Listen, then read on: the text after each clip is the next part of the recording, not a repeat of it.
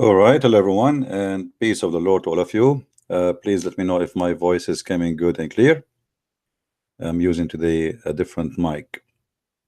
So let me know if this mic is better than the one before it or it's the same. Uh, this mic is a magical mic. I've been told that this mic is the kind, if you say inshallah before you use it, your voice will change and people will like it. Is it working? Because I did not say inshallah yet. It's good. Okay, let me now say inshallah. Let me know if something will change. Anyway, let us go to our topic. Our topic about the silly God and how silly God can be.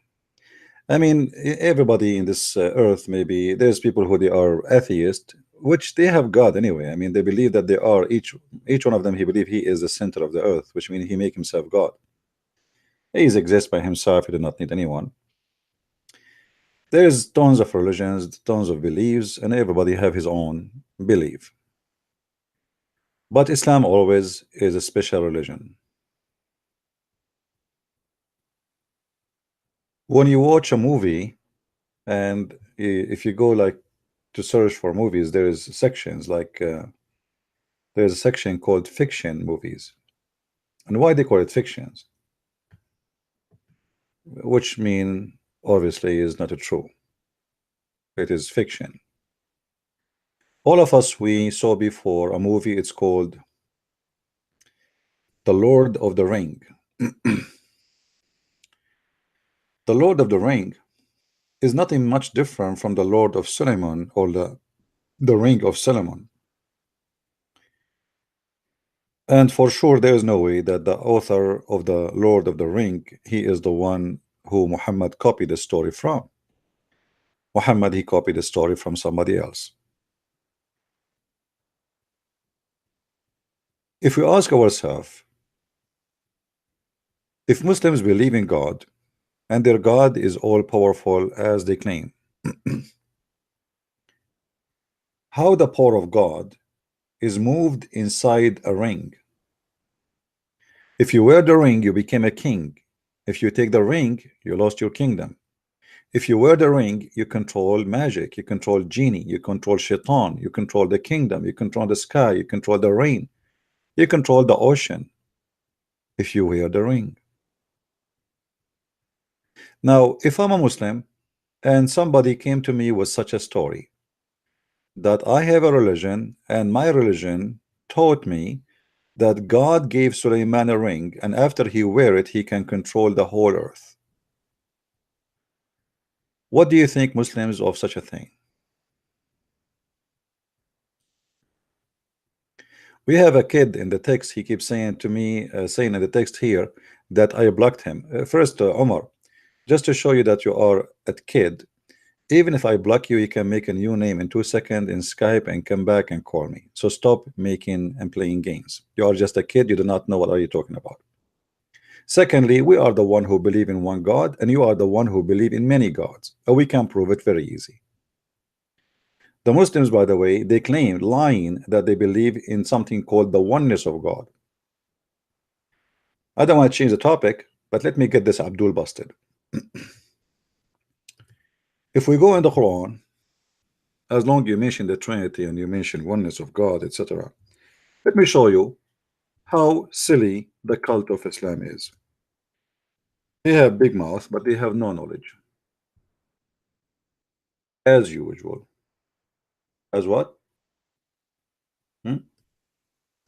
Usual. If we go in the Quran, we will find a very silly, stupid verse.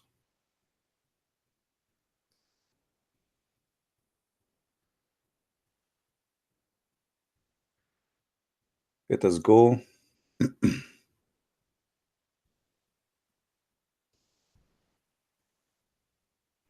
By the way, I never met a Muslim he knows what is written in his book.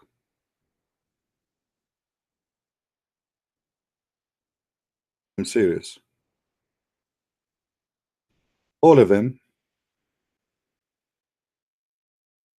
are copy paste from each other, like nobody knows really what he's talking about. In the Quran, Allah claim that he level Muhammad to his level.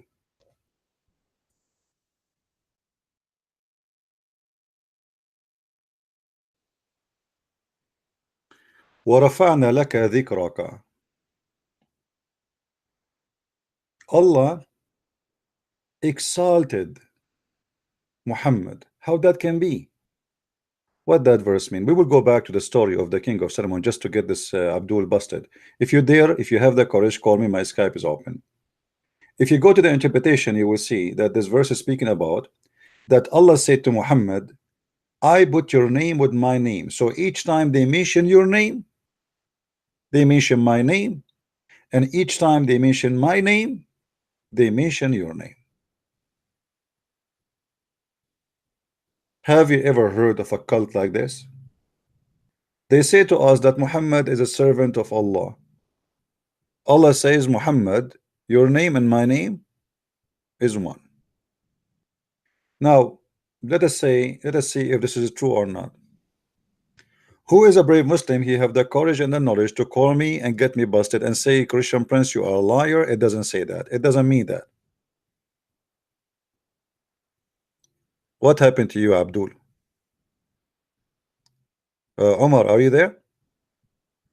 Are you talking to yourself? Huh? You are Walim? You are Alim, or your name? We have re-recorded. Everybody is laughing at you last time you called me. Call me again. Call me again, Abdul. What you will lose? I mean, Allah will give you victory. So you Muslims are kuffar. When you say the Shahada, you have to say the name of Muhammad and the name of your God. You associate the name of God with the name of a man. Yet you claim that you worship a person, only one God, his name is Allah. But the fact you cannot say the name of Allah without saying the name of Muhammad. Your God, Allah himself, he extend his authority from the name of Muhammad. Which means if now somebody says, I believe in Allah, he have no authority. He have to say, I believe in Muhammad. And that is a clear proof that Islam is a false cult.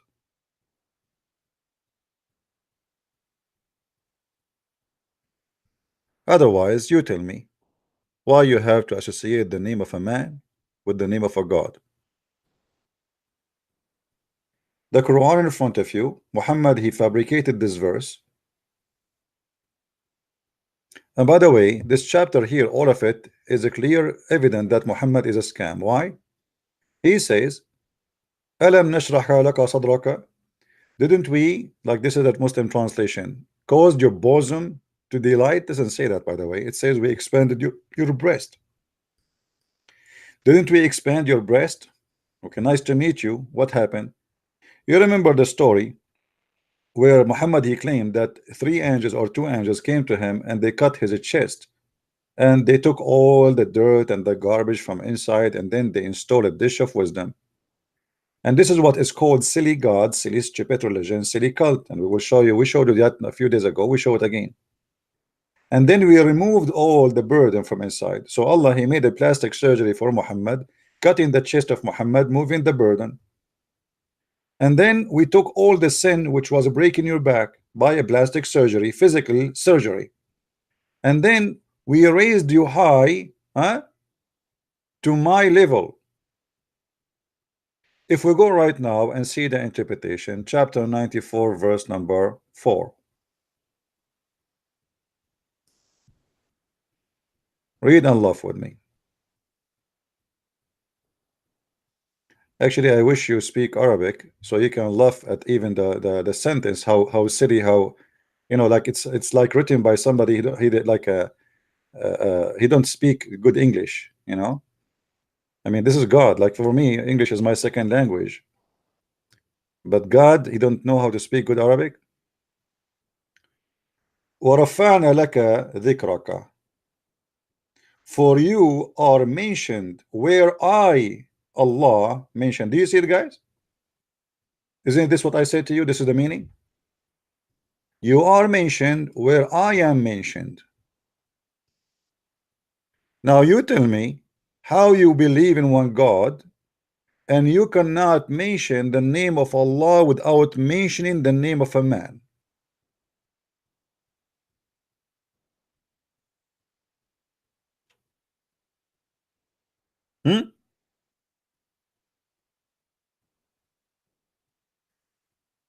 Any Abdul?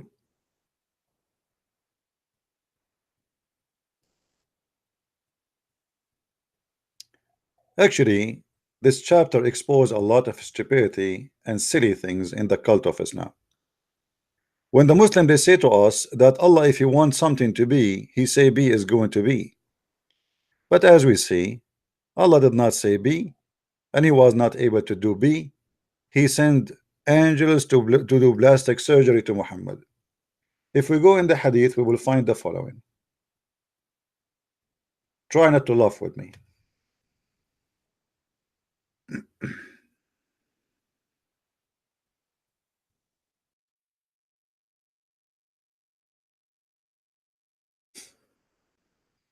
This is a story coming from God.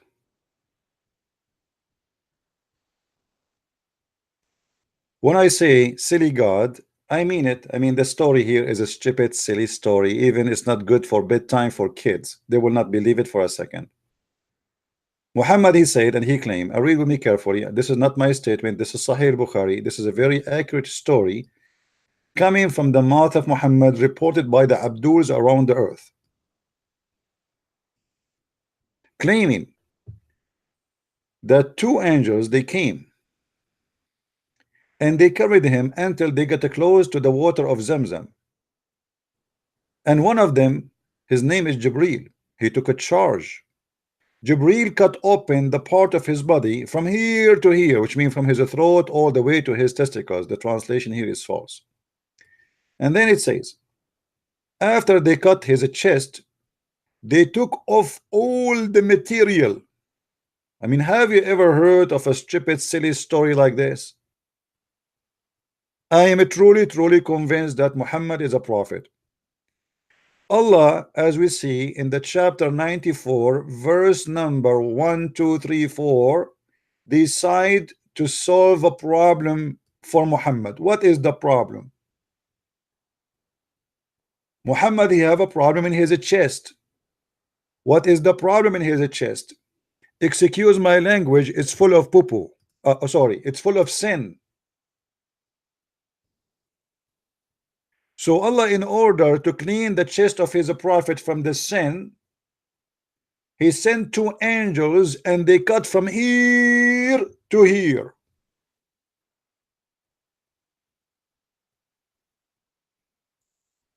The Muslims, they are busy talking about worshiping one God, the fact you don't have God at all. This is the most stupid story, and there is no way God he can say such a thing.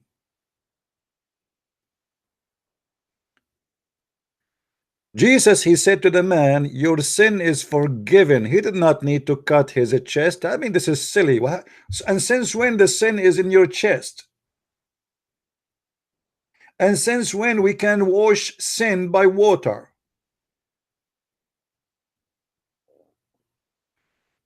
Stop saying that challenge is open, because obviously the open is something else in your body, not that challenge. Because if you are a man, you can call me right now, but you are a potato. So Muhammad, he claimed that his God, he did a plastic surgery for him, and he took all the sin which break in his back, and then he leveled him to be in the level of Allah. So each time you mention the name of Muhammad, you mention the name of Allah. So what Muhammad is trying to say to us in this fabricated verses, claiming that Allah is the one who talk, that after the surgery I am not a human like you, I am equal to Allah. Allah made the surgery for me.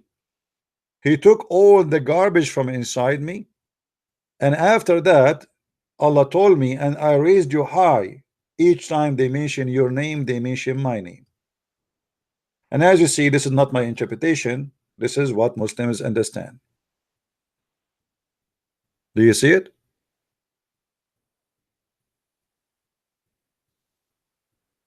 So they lie to us when they say they worship one God. The fact they worship one man, his name is Muhammad, he is Allah. Muhammad is Allah mouth, is Allah tongue, is Allah testicles, is Allah penis, is Allah belly, is Allah stomach. If you want to make Allah happy, you have to make the belly of Muhammad happy.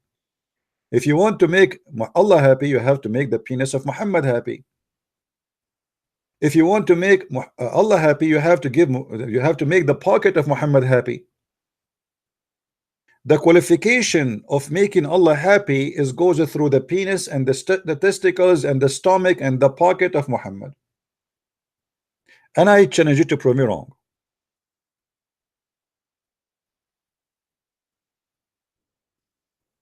So stop lying, saying that we Muslims believe in one God. You believe in one potato. You have no God. Actually, even if we ask the Muslims what the word Allah means, they do not know. Have you ever heard of people they worship a God, they don't even know what the name means? Isn't it silly?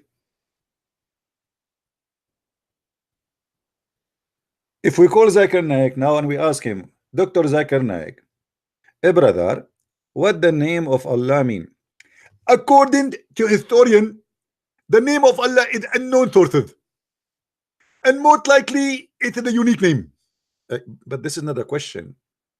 So what it's mean? Unknown sources, known sources. The question now. What the word Allah mean? The word Allah is diverted from the word Al-Ilah, which you see all over the internet, which is absolutely a big fat lie.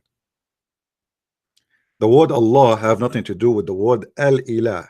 And actually, even I saw some Christians saying that, which is very silly.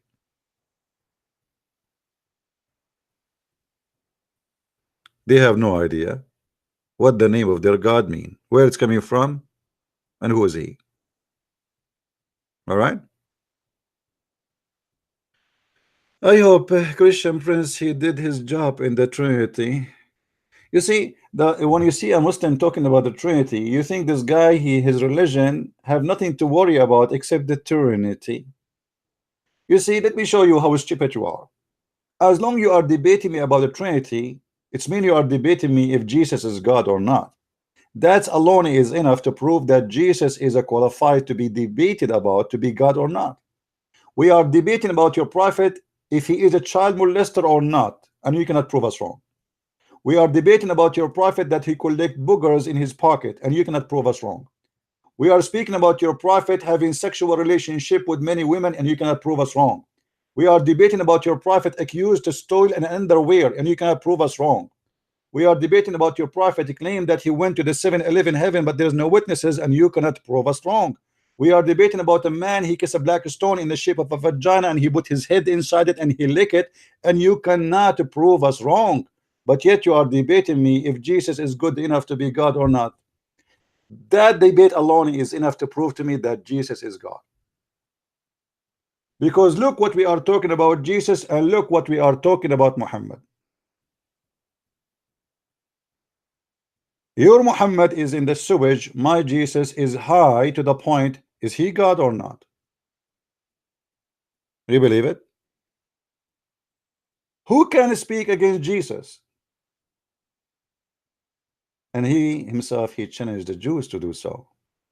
Who of you can prove me sinner? Even the Quran in chapter 19 verse 19, in the yellow pages of Muhammad, he says that Jesus is holy, the Holy Son.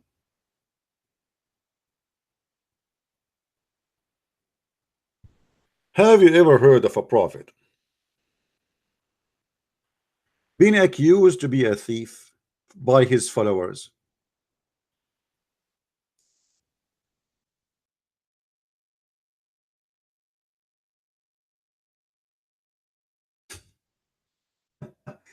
I mean, what kind of a quality those followers are, and what kind of a prophet he is? They are a bunch of rapists, thieves, gangs.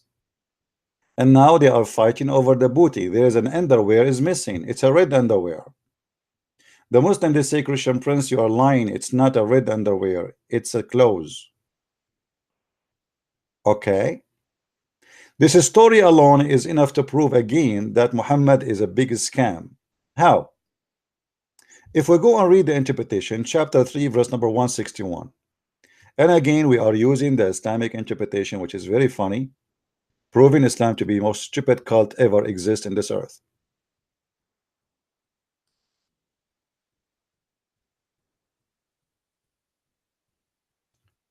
Let us see.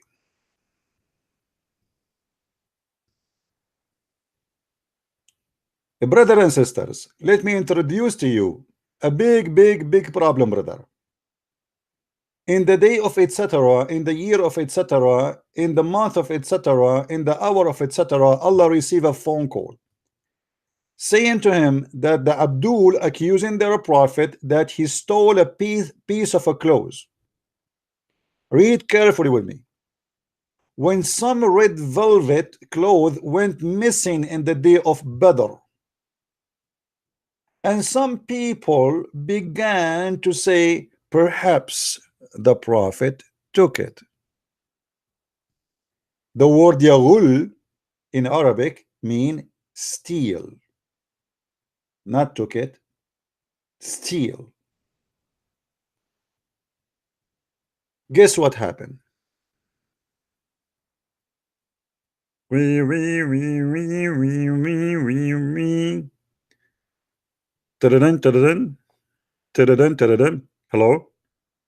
May I talk to Allah, please?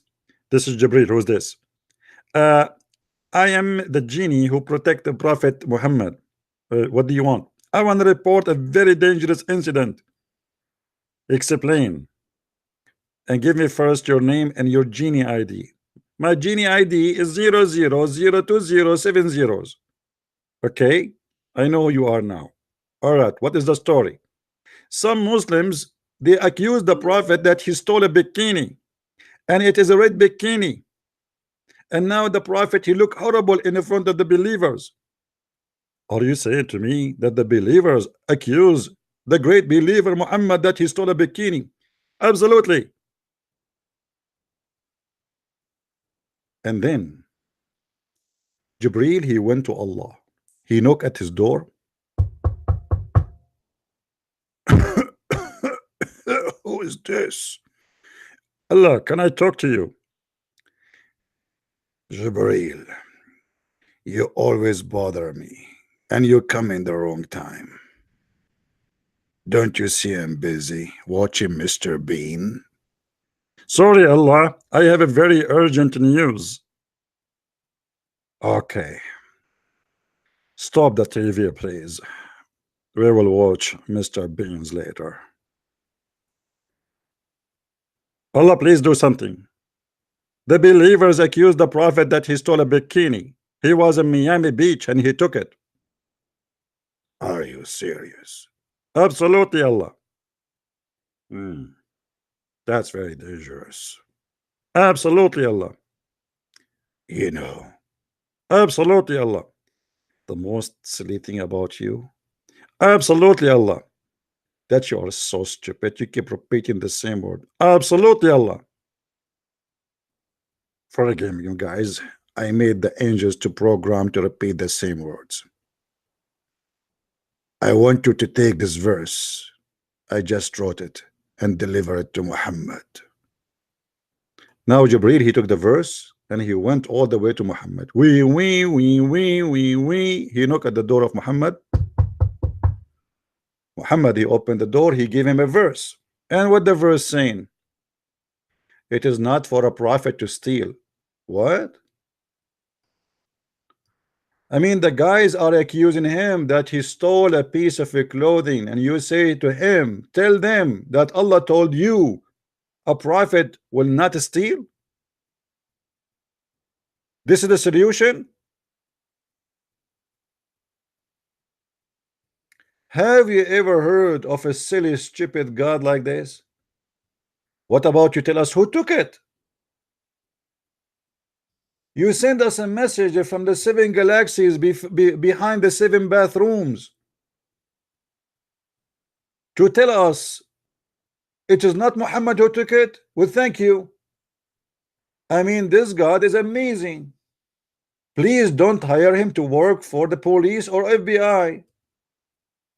Imagine somebody accused somebody that he took some clothes or jewelries or something. The police send report, it is not him. How you know it's not him if you cannot find the other person? Okay, who is the one who took it? Until now, this piece of bikini is missing and nobody knows where it goes, and Allah never told us. How Muhammad is a prophet of God? How Allah is God, yet Allah don't tell us who is the one who took the bikini? If you go to Allah website, which is allahfbi.government, you will find now that the most wanted items is the one who stole the bikini. And by the way, there's a big prize for those who can find it.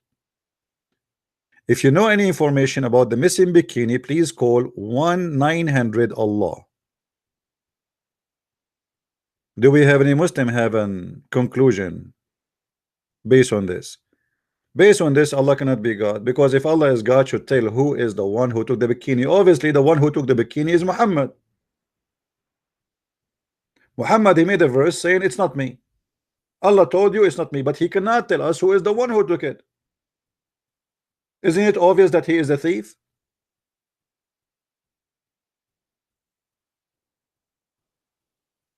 Do you understand, guys? It's really obvious that he is the only thief, because if this is a message coming from Allah, there's no way Allah will not tell us, or he do not know who is the one who took it. All what you need to do, go to the house of this man and find it there. But because Muhammad is the one who stole it, and by the way, they are fighting over the booty, which means this is already stolen stuff. All of them, they are a bunch of thieves, and now they are fighting over the spoil they stole from the neighbors.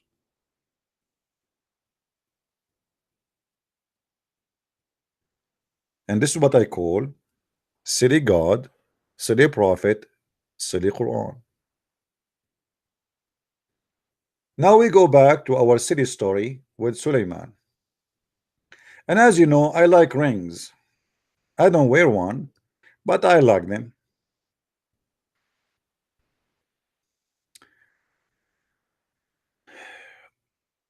I'm looking right now, actually. I'm trying to find this ring, because if I can get this ring, I can control the whole world. At least I can stop YouTube from deleting my videos. I will wear the ring, I will control YouTube. I will control Twitter.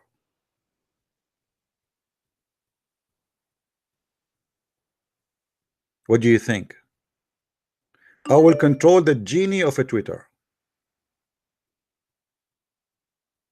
Expose myself? What do you mean? Oh, you mean like the prophet, he used to take it and zip it and he hold it and he piss in the front of women and children? What do you mean expose yourself? Have you ever heard of a prophet of God? He take his penis and he start pissing in the street in the front of people. Why you are saying to me expose yourself? Shame on you. I mean, respect yourself, please. I can prove it.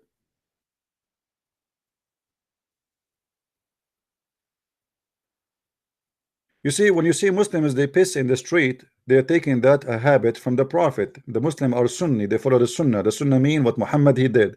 This is why all over the Middle East, Bangladesh, Pakistan, they have a big problem. Pissing in the street, in the walls.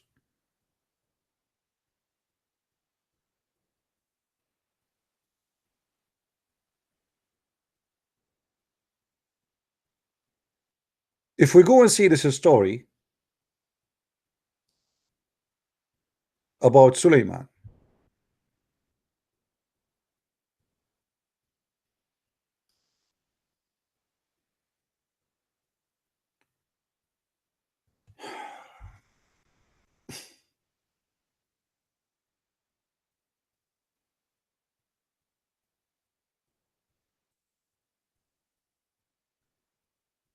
This is the story of Suleiman.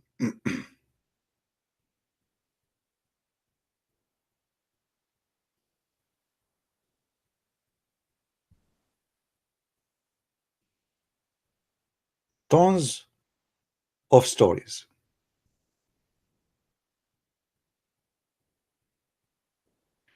Suleiman ring had the following inscription: Prophet is the Lord, who has controlled the jinn with his words. And this is exactly what we see in this picture.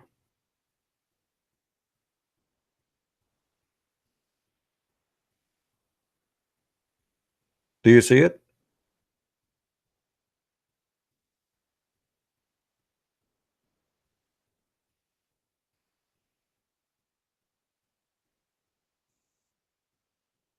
So the ring of Solomon have a secret words or magical words written on the ring, as you see in the Islamic website.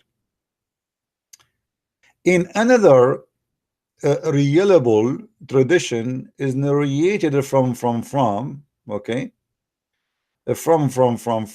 okay, let us see. Let's go to the story. I mean, this is really tons of boring stuff. And you know, the funny thing, when Muslim they say according to a reliable chain of narration. Okay.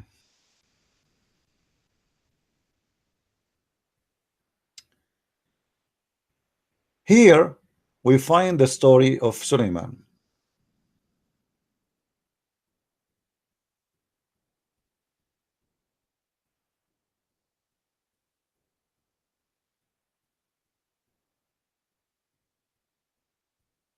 Let us see.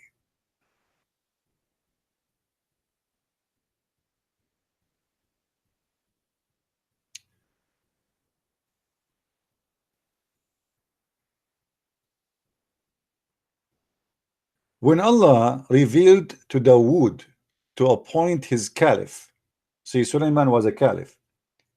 The people of Israel created a hue and cry and said, how could a child become a caliph, our caliph, although we are much older than him? When Dawood heard this, he called the chief of the Israelis and said, I am aware of whatever you say regarding the successorship of Suleiman. You all bring your stick, and everyone's should write their names on the stick. We will keep the stick along with the staff of Suleiman. At night in a room. In the morning, we will take them out. Whoever staff has lit, and the flower will be rightful to successorship, to be a successorship. The people agreed, and the sticks were kept in the room, and the Israeli guarded it. In the morning, Dawood finished his prayer, and he opened the door, and he took out the sticks. The Israelis saw that Suleiman's staff had a green leaflet in it. Muslims, are you reading?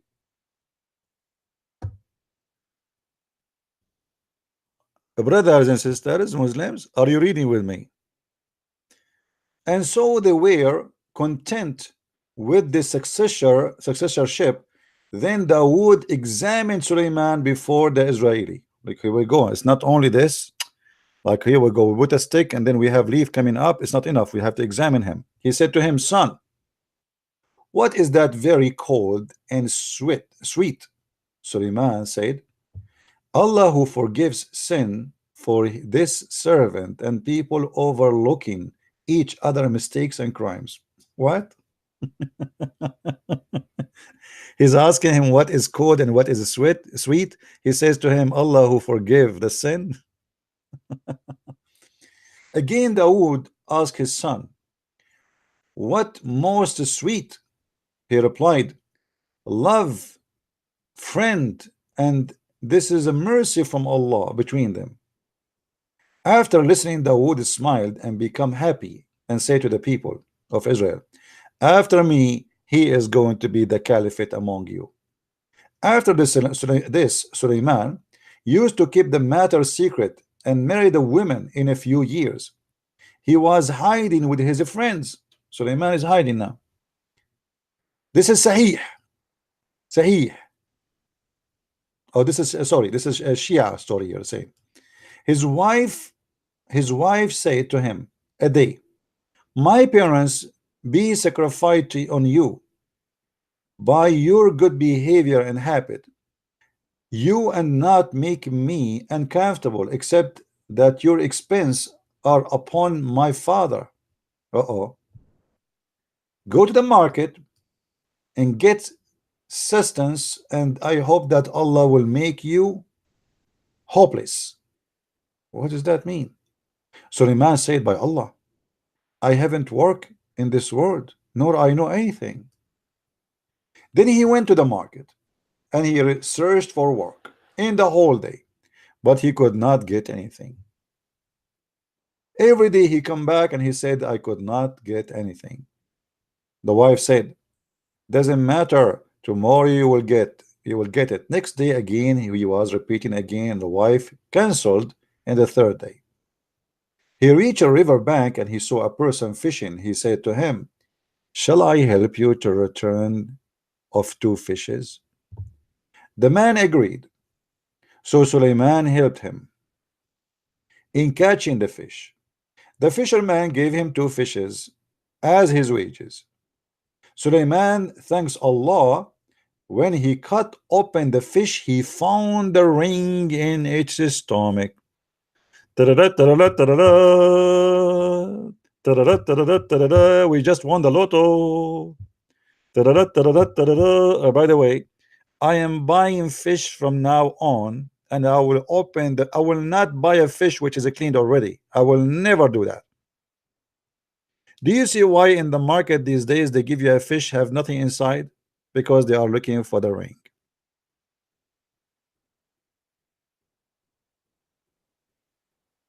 Buy a fish which is not cleaned yet, so your kitchen can stink. He kept it aside, and thanks to Allah, then he cleaned the fish and he brought it home. The wife became very happy and said, I wish to call my parent and show them that you have worked and hard and earned like something. So the fish was cooked, and Suleiman called his in-law and eat from the fish. Suleiman said to them, would you recognize me? They said, no, we have not seen you at all. Suleiman took out the ring and wear it. At that moment, all birds and the jinn come to him.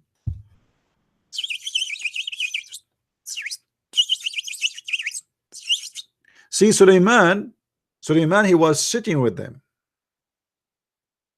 And Suleiman is showing them, like, didn't you recognize me? I mean, what this is silly story is. And then Suleiman, he wear the ring. And the second he wear the ring, all the genie and the birds, they came to him.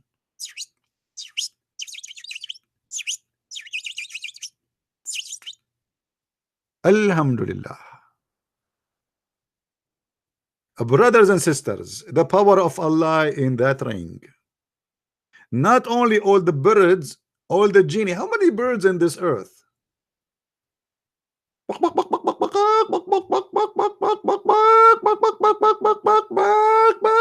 And the ducks, and I mean, you name it. All the birds and the genie in the world, they come to him. Just he put the ring in, all of them they come. He take the ring off, they go. He put it again, he come back. I will make them really tired, because all day long I will do nothing except putting the ring on and off, on and off, on and off. And for sure, Allah here is not being silly. This is a true story. Actually, it's proven by a scientific study made in Japan. There's a scientist, his name is Yama Aido Fabricate Storiyama. He's very well known, you know him. So here he put the ring, and after he put the bird and the ring, all the bird and the genie come to him and became obedient. So like he said to the chicken, dance for me. The chicken like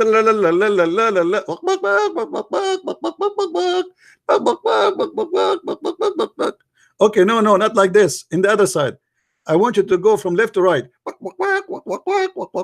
No, this is not a chicken. This is walk. This is. Are you a duck or a chicken? What's wrong with you? Sorry, I am nervous. This is the first time I dance for a prophet of Allah. He controlled and they become obedient. Who is the Muslim when explain to me when the chicken became obedient, what happened exactly? Do we have any Abdul? Now we have the chicken are obedient to Sulaiman. Like he bring the chicken in front of him, he says lay egg, and the chicken starts squeezing. I told you lay egg. Are you disobeying me? Sorry, Sulaiman, I don't have any inside me. I don't care. I say lay an egg, you give me an egg.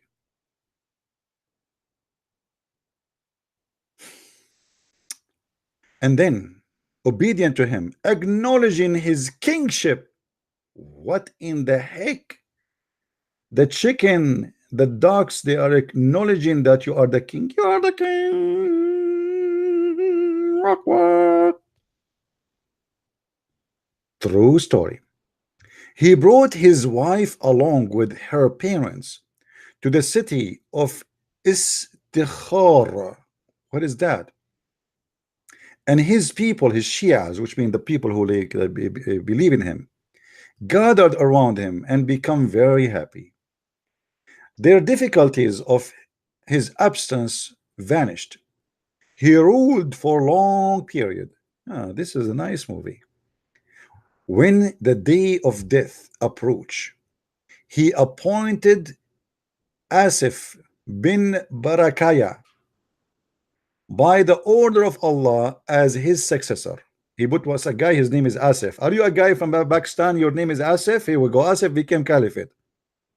His followers only referred to Asif and solved their problems. Asif was hidden by Allah from them for a very long period. I mean, what is this?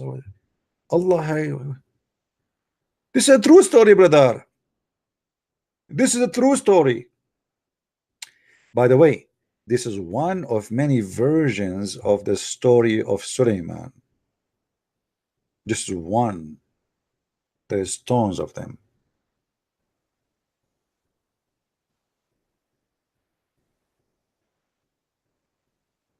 Let us show you. Let us see where we can find the ring when Sulaiman he lost his ring. You remember how Sulaiman lost his ring, right? He went to the bathroom.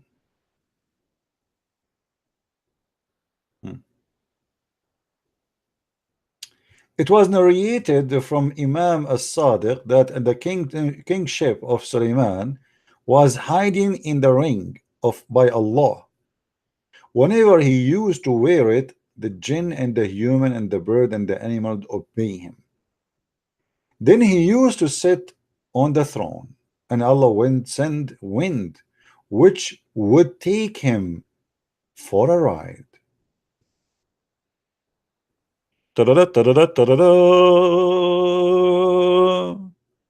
Sulaiman over the throne. Genie, chicken, ducks, human, get ready. We are going to take a hike. And then Allah he sent the wind. And by the way, this is mentioned in the Quran that Allah in the Quran he says that Allah he gave Sulaiman in the chapter of 27 and chapter of the cave. You read that interpretation where it says that Sulaiman he can travel for a distance for a month. If you go to chapter 34 verse number 12, Well, Sulaiman, we made the wind obedient. If you go and read the interpretation for this, you will see that Allah, he gave Sulaiman a flying carpet, and he can put in the top of it all his army, including 600,000 chairs.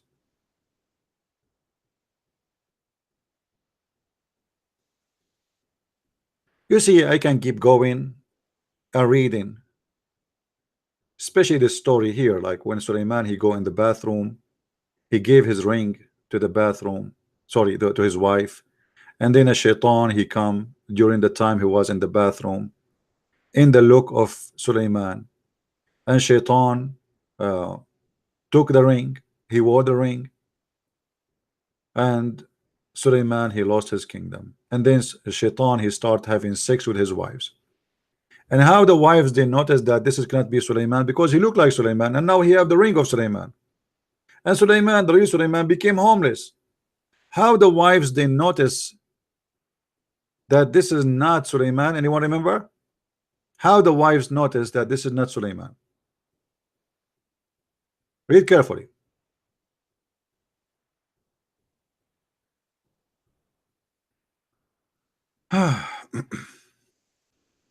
So here it says that he take a flying carpet, he go to Persia, he go to Damascus, you know, Sulaiman, he go around the earth in the flying carpet. Whenever Sulaiman would go for answering the nature of call, you know what he's talking about, you know, he would remove the ring and give it to one of his servants. I mean, how stupid you are, Solomon. Just because you want to do shit, excuse my language, you take the ring which controlling the whole universe and you give it to the servant. Imagine Trump, he give the nuclear bomb code to the maid because now he have to go to the bathroom.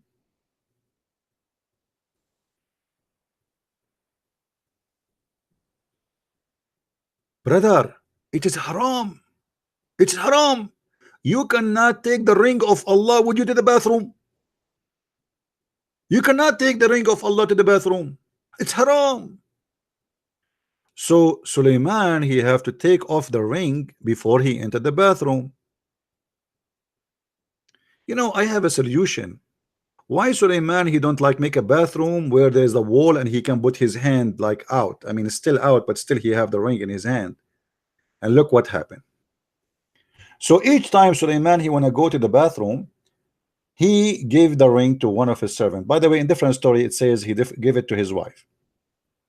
One day, the shaitans, which means Satan, fooled the servant and took away the ring and wear it themselves. Oh boy. Oh boy.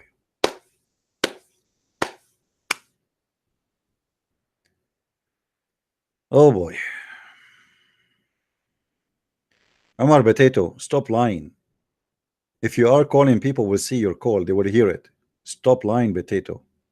What do you mean you are calling me? Here we go. This is my Skype. My Skype is open. Where do you call me?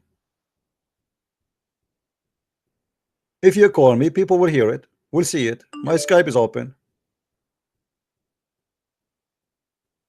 There's a guy, his name is William. He called me and he is a Christian. Oh, now I see a caller. Hold on. Let us see. Here we go.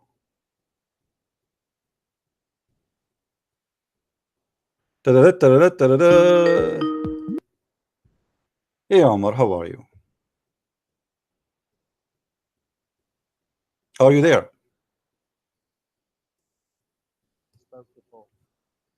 Hello? Hi. Speak louder, speak louder. How about now? Yeah, don't be shy. It's very low. I'm not shy, we've spoke before. So what do you think about the ring of Sulaiman? You keep going on to a new topic every time. You want to agree to 3 topics each? We have a topic. What do you want to say? Last time you couldn't understand, you couldn't explain the doctrine of Trinity. I don't care if you can understand it from me or not. I answer you, you don't like it, it's up to you. So now do you want to answer or not? That's the problem, you didn't answer. Well, no, I answered you, but you are a stupid idiot. And you don't believe in one God. I asked You you don't before. I asked you believe- before if Allah is a spirit. You said yes, and I got you busted, and it's recorded. you And this believe is in it. this is a proof that you are officially a stupid Muslim who do not know what his God is. How in the world you are in this age, yet you do not know that your God Allah is not a spirit, and you say to me, yes, Allah is a Start spirit. insulting straight away. This is a debate. Why tactic. you say that to me? This is why you're losing viewers. Why you say that to me? That Allah is a spirit. How you can debate someone about the Trinity if you don't understand the nature of your God? You don't understand the nature of your God. That's the problem. Well, I am the one who understands the nature of God, but you don't. You say to me that Allah is a spirit. That means you don't believe in oneness of God no more, according to Islam, because the Trinity is believing in God. Hold on. The Trinity is believing in God in 3 persons. God the Father, God the Son, God the Holy Spirit. You told me that you believe in Allah, Allah the physical being, and Allah the Spirit. So now you don't believe in one God according to your claim, because the Trinity, according to you, does not mean one God. So when you say to me that Allah is a spirit and Allah is a physical being, didn't you make Allah to Allah, or he was still one Allah? You believe in the Athanasian Creed, yes or no? I don't even hear you. Your voice is like you are talking from underneath of your wife butt. Get lost.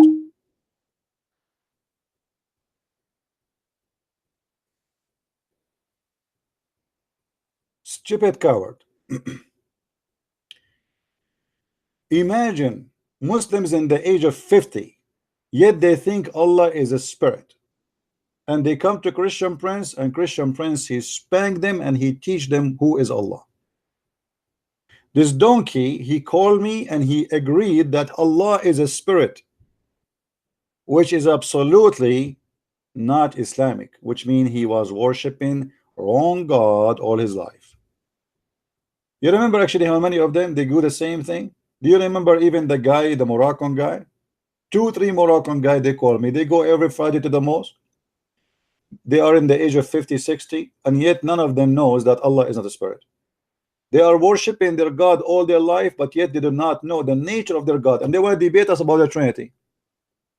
For you, the second you say to me that you believe that Allah is a spirit, and you in the same time believe that the Trinity is false, that means you believe is false too. Because your God Allah is a physical being, and now you said to me he is a spirit, which is false. In Islam, Allah has no spirit. And I agree, Allah has no spirit because he does not exist. He is just an idol.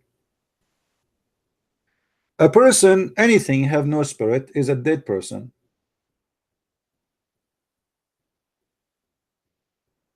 Do we agree, Muslim?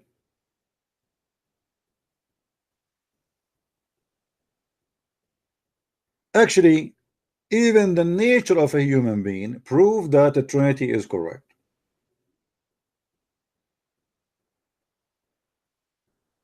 A Muslim, he will say to you, how 2 can be 1? How 3 can be 1? How 4 can be 1? Well, how you are a physical being and a spirit and you are one in the same time? How Allah, he says that the word, his word is not created, and he have a physical being, yet he is one. So now we have 2 and a created object in Islam, Allah and his words. How stupid that is.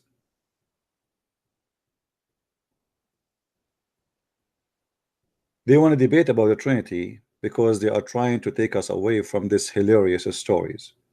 You believe in the Trinity, you don't believe in the Trinity, I don't care. Take a hike.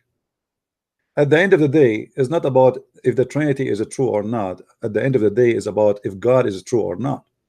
Let us say there's somebody believe there's 1,000 God, and then we find out that his gods are exist and they are real.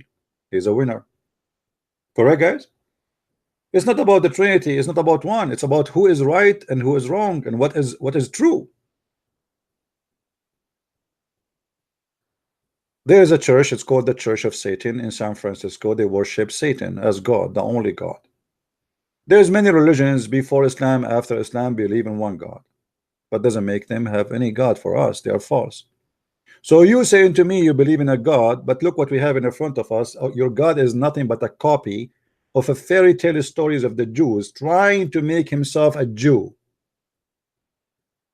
Literally, Allah is not exist. Muhammad the thief, who lived between the Jews, He stole tons of stories from the Jews, from the Talmud, from the Merdash, from the Legion of the Jews. Stupid stories. He believe in it just because the Jews they say it. Anything the Jews they say Muhammad, he take it, he put it in the Quran. And by the way, hello to everybody from Indonesia with my love to you. And by the way, I notice according to YouTube, the second number of viewers of my videos are from Indonesia. Interesting, isn't it? So welcome my friends from Indonesia. Good morning. And here is additional proof that Muhammad is a certified liar. How in the world Muhammad he took those stories and he put it in the Quran as a real stories? Flying carpet of Sulaiman. Sulaiman is speaking to the ants. The ants are speaking to each other. Sulaiman he can hear the ant. Sulaiman he have a bird in it. He is a minister of irrigation and he have part job to find women who have no hair in their legs. Sulaiman he dies standing because and nobody noticed because he was holding his stick.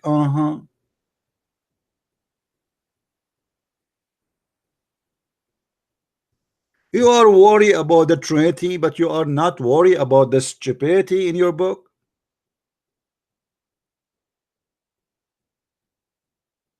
Are you serious? But because they have nothing to keep you busy away from spanking their prophet, let us debate about the Trinity. Every Muslim in the world want to debate you about the Trinity. Genie having sex with Muslimas is not a problem. Believing that you will have endless penis is not a problem. Kissing a black stone is not pagan, is not a problem. Going around the Kaaba is not a pagan, not the problem. Doing a Safa and Marwa is not a problem, which is nothing but pagan rituals. Exist before Islam and after Islam.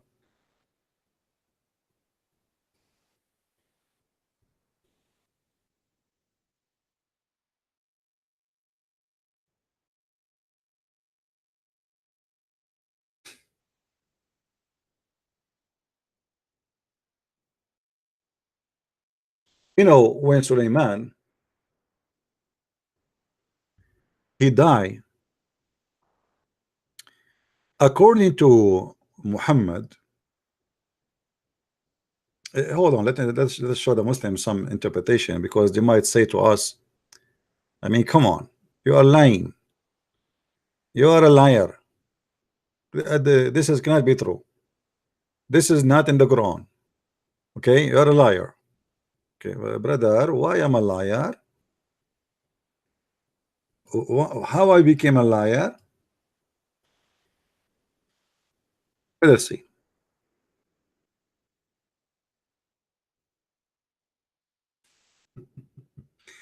Chapter 38, verse number 34.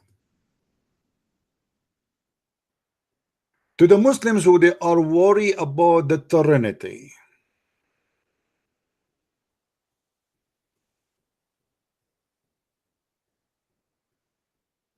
you tell me who is the stupid in this story. Suleiman is dead, but nobody noticed. Why? Because he is standing holding a stick.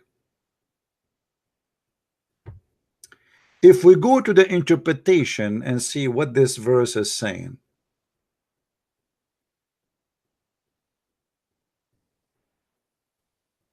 guys, don't text me when I'm talking here unless it is necessary. If we go to Ibn Kathir,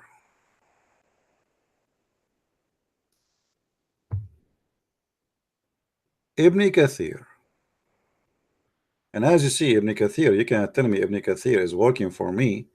And by the way, Ibn Kathir in English have nothing to do with Ibn Kathir in Arabic. Just take note. It's a fabricated translation. Big deal. Chapter 38, verse number 34. 38.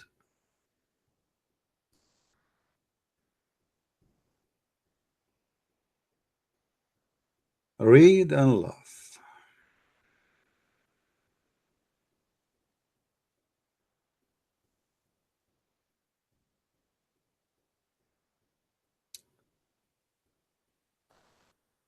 Muhammad once he was praying, and a genie he started jumping over his shoulders. Walk, walk, walk, walk, walk, walk, walk. And Muhammad, look what happened. Afrit, Afrit. Anyone knows what Afrit is? Who knows what Afrit is? Who of you knows what Afrit? Do you see the word Afrit here?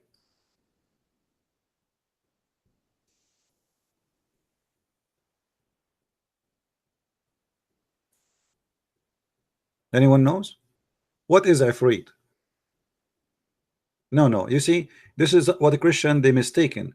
Genie are not demon. Muslim do not believe in demon. Don't mistake. Don't mix things up. Muslims sometimes they try to fool you. Says genie is the same as a demon. It is not. Muslim don't believe in that. Genie is a creature. He can even have sex with Muslim women.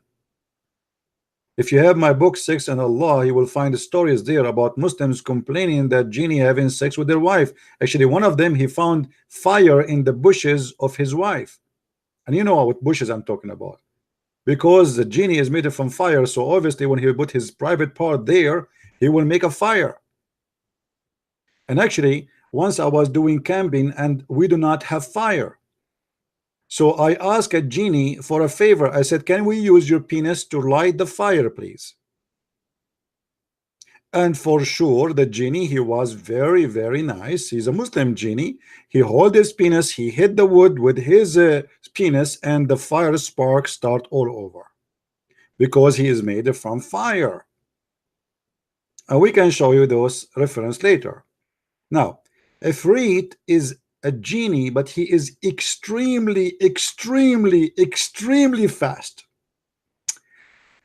I don't know. I mean, you see, we mention a story after a story, we find ourselves, we have to go back to the Quran.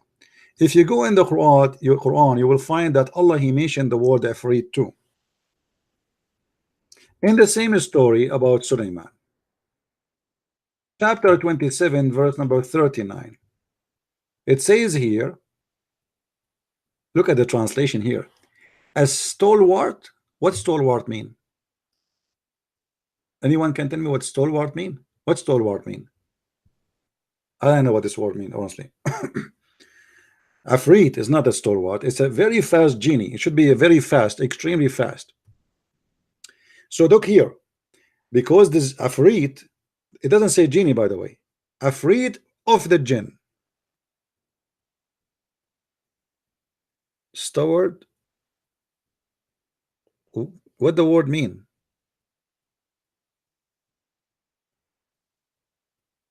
Oh, he's big and strong. Okay, hold on. Let me show you how the Muslims imagine the Afrit. I will copy the word Afrit here, and I will post it in Google. Give me a second, and show you the image of Afrit. Afrit, Afrit, Afrit. Afrit. You see, in Google translation, they translate it as demon. No, Afrit is not a demon. Don't make them fool you. Let me show you what the Afrit according to Muslim look like. Afrit.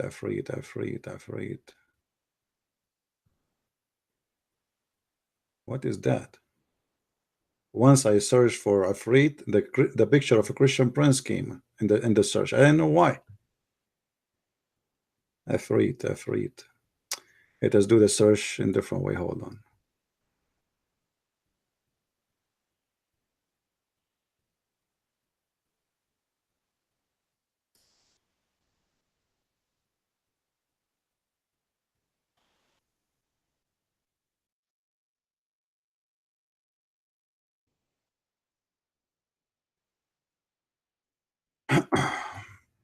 I'm trying to find you how they imagine the Ifrit. Yeah, something like this. Okay, here we go. You see this guy here? This is how they imagine the Ifrit. All Islamic movies, when they play Ifrit in the movie, they bring a guy, he is big, he is bald, he have little hair in his head, and he have like exactly like this. Do you see it?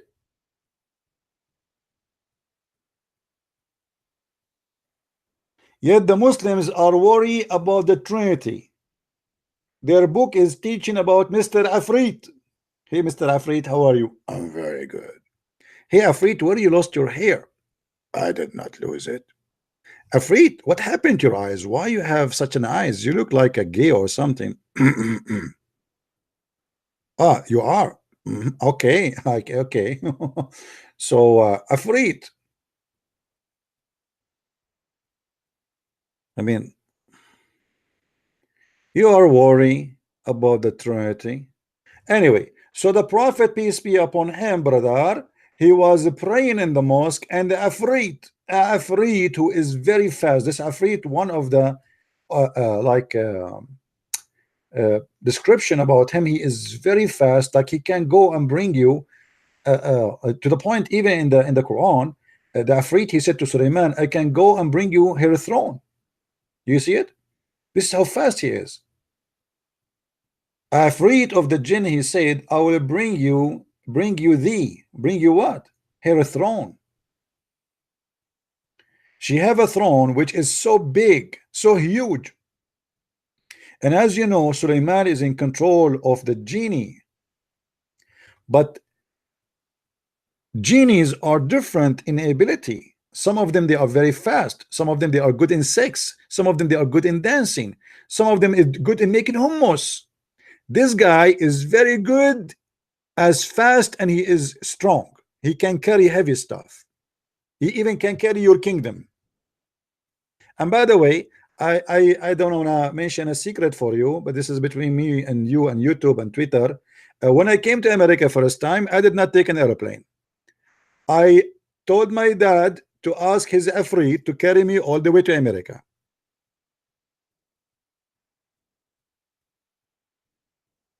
This is why when I came to America, I have a lot of Middle Eastern stuff with me. I brought with me hummus. I brought with me all kind of stuff. Okay? Your God believe in the Afrit. You Muslims are worried about the Trinity, and you believe in the Afrit who can carry the throne of Sulaiman and bring it to her.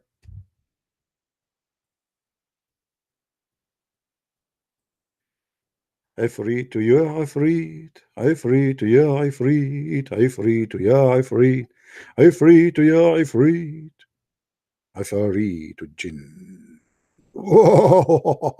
And always in their Islamic movies, when they bring a Ifrit, he's like they do this, like, I am Ifrit.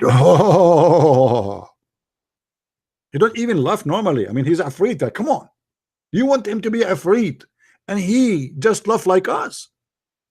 No way. I mean, are you stupid or what? The Abdul are worried about the Trinity.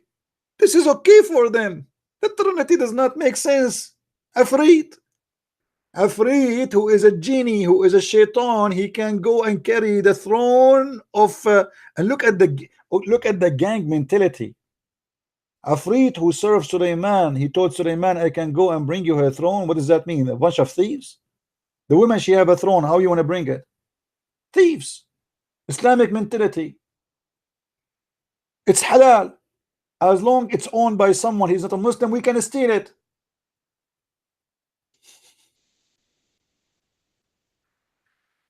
The Afrit said to him, I can bring it to you before even you stand. Look how fast he is. That's it. He bring it. Nobody even will see him.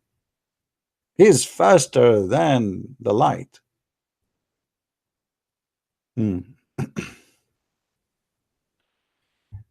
This is not a silly God. This is a God have a lot of time to tell us all those stories.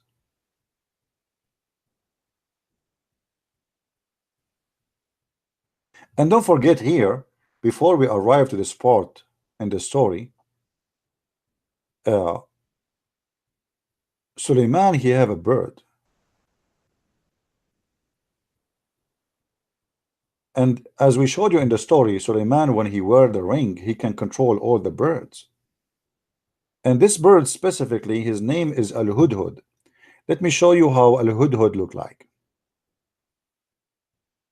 We showed you before how the Hudhud look like, but for those who they are here first time. Al-Hudhud. In the Middle East, this is a holy bird. You cannot touch it. How lucky you are. Because of the story of the Quran. According to the Muslims, this bird, he was working as a minister for Suleiman, and he have two jobs. One of them is irrigation, and the other one is to find women who have no hair in their legs. You know, Suleiman is really lucky. People, they ask me, why are you still single? How I can find a woman she have no hair in her legs? It's impossible. We are Arab, we are very hairy. Once I went to swim in the swimming pool, they kicked me out. They told me you cannot swim with your clothes. I said, I'm not wearing my clothes, this is my hair.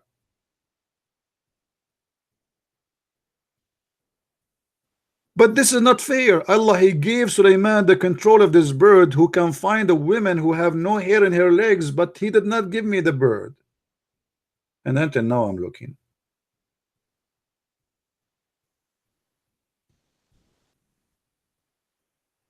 It's very hard.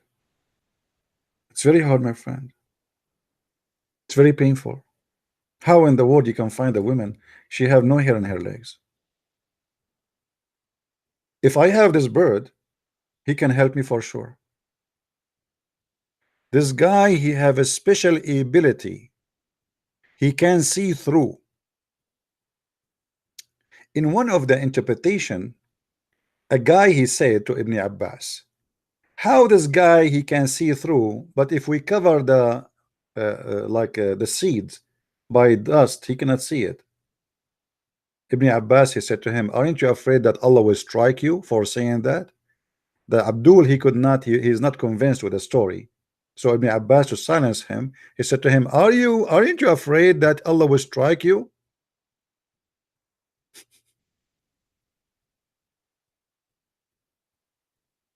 Somebody saying this is the craziest thing. This is not the craziest thing. This is the logical thing in Islam. My friend, you did not see the crazy stuff yet. What are you talking about? This is not the crazy stuff.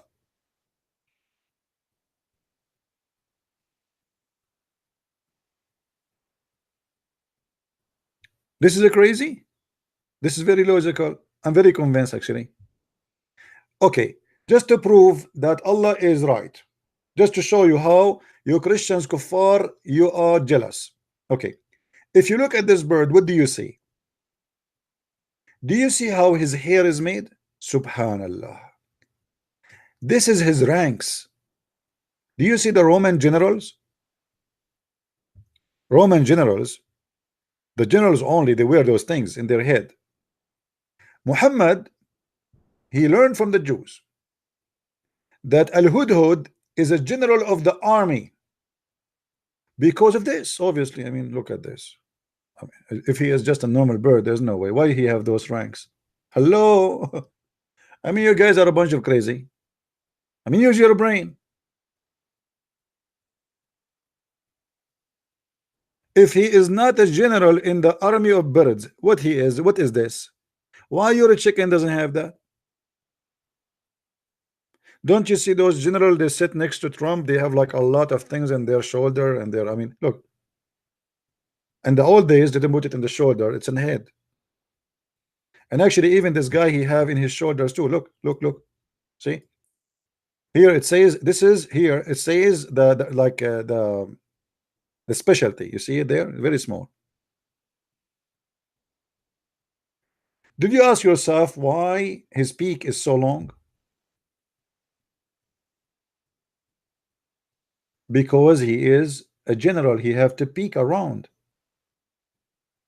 I mean, how you can investigate stuff? He is like working in the MP in the same time.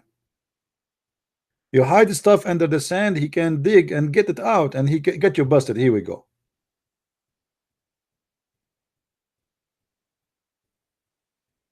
But the Muslims are worried about the Trinity.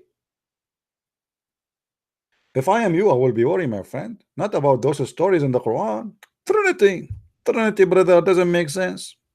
This is make sense. Those Christians are crazy. This is very convincing story. But wait until you see the rest of the story. The poor bird, after he found the queen of Sheba, Balqis, and Suleiman, he went all the way there. He fly with the flying carpet, carrying 600,000 chair. After they arrived there, when the queen of Sheba, she left her skirt because she thought there's a water in the ground, Suleiman, he noticed she have a lot of hair in her legs. Oh boy, how disgusting. But hold on, here the bird, he involved in the story again. He said to him, Suleiman, this must be a magical trick. It is the genie who made her hair grow like that because they want you not to marry her. And to be honest with you, I'm afraid really to one day to get married from a woman. In the morning she have no hair in her legs, afternoon she became like a bear. I mean, what if a genie, he want to seek revenge from me? Do you remember the Abdul who called me just 2 days ago, and he told me that Mary, she was a brightnet in 1 second? Anyone remember? Everything is possible in Islam. 1 second. That's it. She gave birth. 1 second. Tick, like this, like tick, and she gave birth to Isa. True story.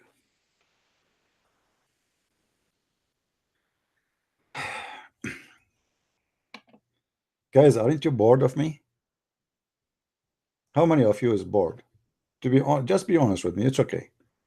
You know, we are Arab together. We understand each other. We are hummus. Tell me the truth. How many of you is bored?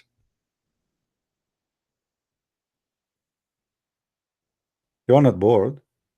I'm bored of myself. I say to myself, what if Allah one day made me a bird like this? I want to be a minister for once in my lifetime and look for women who have no hair in their legs. What a lovely job. Flying around the earth in the beaches, going to the beaches, looking at the women legs, this leg, look like those legs. Me, look at those legs. And Allah cannot be upset from me because this is my job. It's halal. It's halal. It's halal. I will be officially doing a job looking at women legs 24 hours, 7 days a week. What a lovely job. I am sure many men, they would like to be hired for such a lovely job. Brother, why you are looking at women legs? Aren't you ashamed, brother? Hey, you forgot who I am? I am Al-Hudhud. Who are you? Al-Hudhud. Okay. I am Al-Hudhud. I got that. So, I am Al-Hudhud. I got that. So what does that mean? It's my job to look for women who have no hair in their legs. So I have to look. Sorry. Praise be to Allah. Praise be to Allah. Yet the Muslims are worried about Trinity. Trinity does not make sense. Okay. Let us go back. Where we stop? We stopped here. So Muhammad was praying, and the Afrit, this Afrit, the one we showed you, remember the bald guy? He started jumping in front of him. And then Muhammad, he cut him. Allah enabled me to overpower him. And I wanted to tie him up to one of the pillars of the masjid, which means the mosque, so that you could see him in the morning. if. Muhammad, he captured a genie. For the first time in history, somebody capturing a genie. And Muhammad now decide to tie up the genie in the column of the mosque. But then I remembered. I remember what my brother Suleiman said. My Lord, forgive me and bestow upon me the kingdom such as shall not belong to anyone after me. So Muhammad remembered that he should not control genie because the only one who have the right to control genies is Suleiman. Brother, Muslims, can't you tell that Muhammad is a big fat liar? I mean, people, they are desperately waiting to see a genie. They never saw a genie all their life. And now you capture a genie, you let him go just 5 minutes before they arrive. Brothers, sisters, just before you leave, before you come here, a second ago, I released the genie. What about you hold him for 5 minutes more? Let every Muslim see the genie. Take a selfie with the genie. Obviously, Muhammad here is not lying. This is a true story. And by the way, as long genie is a person who can be transformer, for those people who do not know, genie can go invisible. How you can capture him? Genie can go through the walls. How you can cut him and tie him up to a column?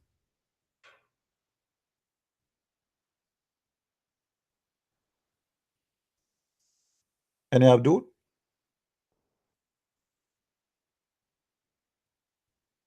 How someone have the ability even to go inside your blood? Imagine, guys, genie can go inside your blood. He can go inside your penis. The prophet, he said, do you remember the prophet? He said, did I say the prophet? I should say sallallahu alaihi wasallam. The prophet sallallahu alaihi wasallam. When the prophet sallallahu alaihi wasallam, they cannot even say his name without saying sallallahu alaihi wasallam. Do you remember when the prophet sallallahu alaihi wasallam said that when a Muslim he have sex with his wife, he have to say certain prayer, otherwise shaitan is going to hurt his offspring? How is that? Let me see if I can find you the reference in English. Anybody have it saved?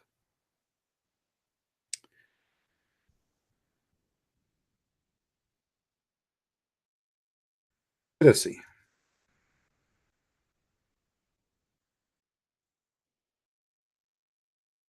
I have it in my book too, but I will try to find it for you in English here on the internet.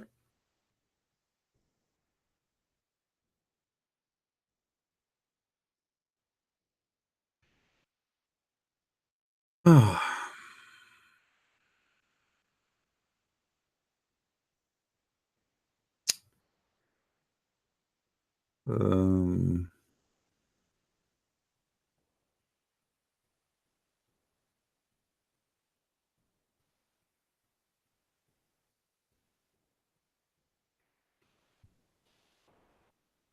anyway, until I find the reference in English, according to Muhammad, before you have to make the prayer, you have sex, you have to make a prayer. Otherwise, shaitan, if you don't do that, shaitan will round himself around your penis, and he will be the one doing your wife. And because of that, uh, uh, you know, the son will be the son of shaitan, not your son.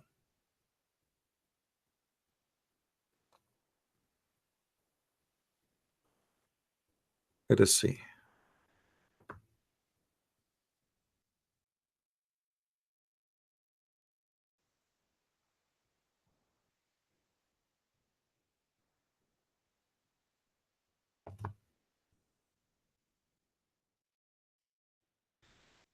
Prayer before intercourse. Trying to find it in English.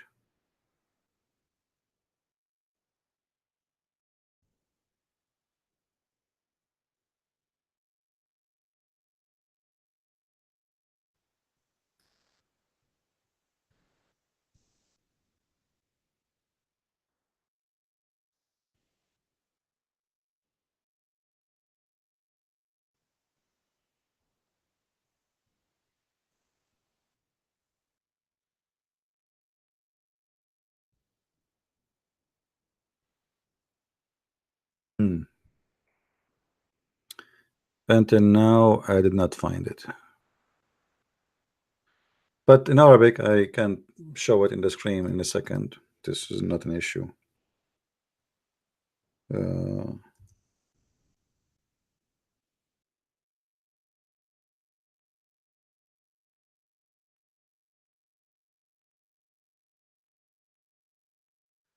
All right.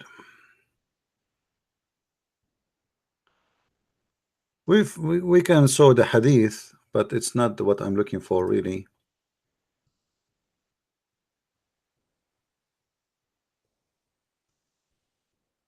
See, this is the prayer Muhammad he said, but there is no details. I want to show you the details. Muhammad he says, before you have intercourse with your wives, you have to say this prayer, so shaitan will not be able to hurt your children's. And how simply he hurt them? Because they will be his kids, for he is going to round himself around the penis of the man, and he will be the one really having sex with the wife. So at that moment, if you don't say this prayer, literally you will be having threesome, according to Muhammad, which means Muhammad mother herself, she was having threesome because his mother was not a believer and she did not say that prayer. All right, this is always stupid and silly, the story.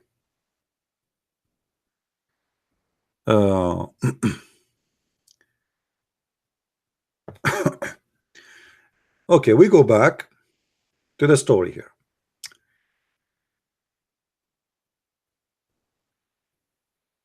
You can read this page, actually. It's full of stupid stories. Muhammad, he mentioned them, like as an example, the Afrit, he come to Muhammad and he put fire in front of his face, but nobody can see it except Muhammad. Only Muhammad can see the fire. All right, as you see here the story. And then Muhammad, he sighs him, etc. Here you see the story of Suleiman. He have the flying carpet, where he can carry in the top of the flying carpet all the horses, all before the flying carpet, by the way. Suleiman, he used to have a flying horse. What they call those horses? Yeah, the one you see in the movies. I mean, like a horse with two wings. So Suleiman, supposedly he got upset from his horse, upset from something, so he slaughtered the horse which used to fly with. He was anger for the sake of Allah. So Allah, after he slaughtered his horse, Allah, he sent him the flying carpet as a replacement, which is very nice. I mean, look how nice Allah is. You have an old car, and your car, you burn your car. Allah, he send you the bigger car. All right. No, unicorn. By the way, many people, they think unicorn is a fake animal. Unicorn is a real. In Arabic, we call him Wahid al-Qarn. Unicorn, many ignorant people, they think unicorn is a fiction. You can go right now in Google and you find tons of animals, but we in the Middle East, we have an animal, we call him, very well known in Arabic, we call him Wahid al-Qarn. So it is not a fiction name. Don't mix between this and that. We are talking about here something have two wings, not something have a unicorn. All right. Yeah, this is what we mean. Yeah. Anyway, so here you see that after he slaughtered his horse, Allah, he gave him a flying carpet, and you will notice here Suleiman, he is in control of all the genie and shayateen. You see here it says shayateen. Shayateen, they are working for Suleiman. Suleiman, like the Muslims, they try to explain how Suleiman was able to build all those buildings. It cannot be built by a human. It must be shaitan. But Suleiman is a good guy, supposedly. How he is shaitan working for him? So Muhammad, he copied this story from the Jews, from the legions of the Jews. And as we said, Muhammad, for a long time, he was trying to make himself a Jew, a perfect Jew. So whatever the Jew they say, he took it, he put it in the Quran.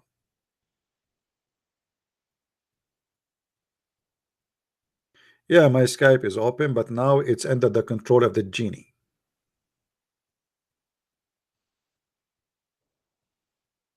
All right. So the shaitan, he built for Sulaiman, and he built what? If you see what he built for him, you will not believe it. Not only he built for him palaces or swimming pools, no, he even built for him statues. Even the Quran mentioned that. If you go in the Quran, you will find the Quran say the following.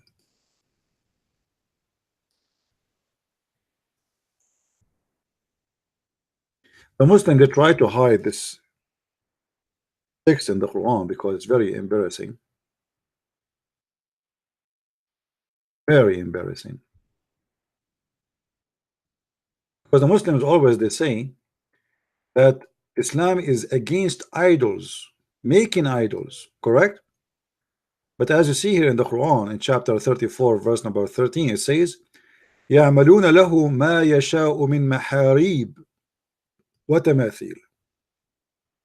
Translation. Do you see it, guys? What the genie they make for what the shayateen, not only the genie, shaitan. What the shaitan he do build for Sulaiman? Do you see it? How Islam teach the Muslim, they say to us there was a statues and Islam is against the statues, and Islam, this is idol worshipping, it's haram, we cannot make images. How Muhammad he says those who make images Allah will punish them. How Muhammad he says those who make images Allah will bring them in the judgment day and he will say to them, blow on your image, bring it to life, because this is how he bring people to life, he breathe into it, blow into it. And then we find the Quran saying that Allah he gave Sulaiman the wisdom to order the shayateen to make statues. Now any Muslim knows that the statues are for what?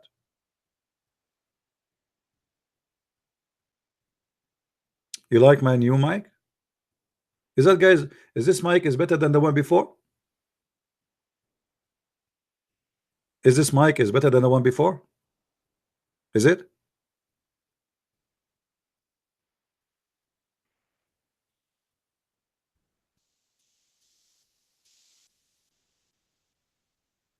It is? Is it the same or better than the one before?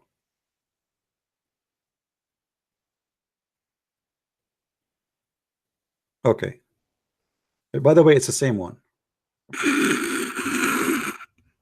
I'm just joking, it's a different one. This one is big and fat. Unbelievable. It's like big, like it's a big like a watermelon. Thanks to Allah, there's no Muslim will see it, otherwise they will do something with it. Because it looked like a watermelon. Unbelievable. So anyway, they give us speeches about statues is haram, brother. Statues is haram. Do you see, brother? Some churches they have statues, brother. Haram, haram, brother. Haram. Haram. What haram?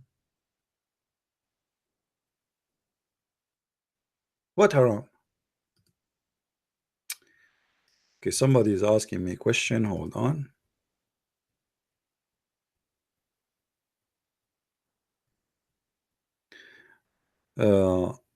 Zahra, she said babies go to paradise if they die. And no, Zahra, they will not. They will not. Sudden news, Zahra. According to your prophet, because of his madness and his mental illness, your prophet, he said that babies, they might go to hell.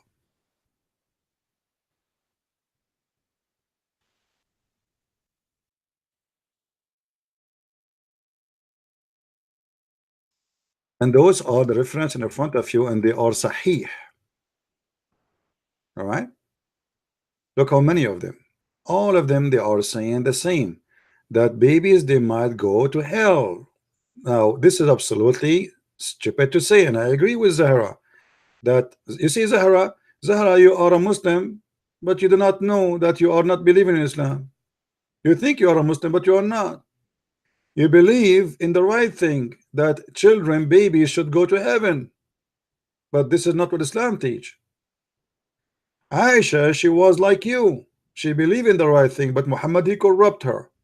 Aisha and Muhammad, they attended a funeral and they went to see to pray in a child who is an infant. He just died. So Aisha, in her way back, she said to him,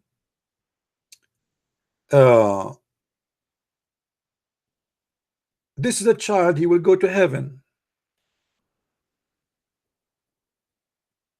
for he commit no sin and never reach the age of sin. Muhammad said to her, hey, Aisha, don't be stupid. Who care if he commits sin or he did not commit sin? Who care if he reached the age of sin or he did not reach the age of sin? It doesn't matter.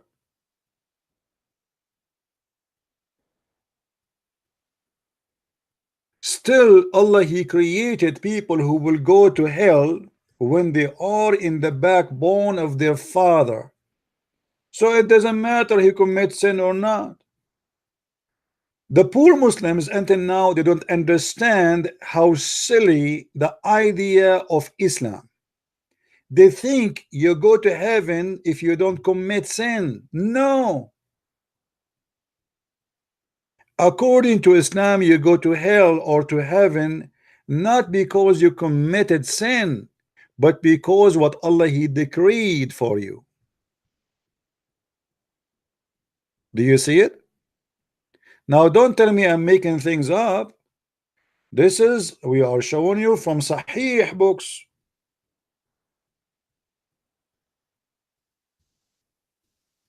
So now Zahra, she said that a baby child will go to heaven, but her prophet don't agree with her. In a second you will see that Zahra, she will agree with the prophet because they are corrupted people. They will not stand for what is right. Here we go, just the prophet said so, so we have to believe in it. That's it. She came here and she said the child should not go to hell. But now, after she saw her prophet saying that a child will go to hell, she have to agree with her prophet. Otherwise, she have to be considered herself an apostate.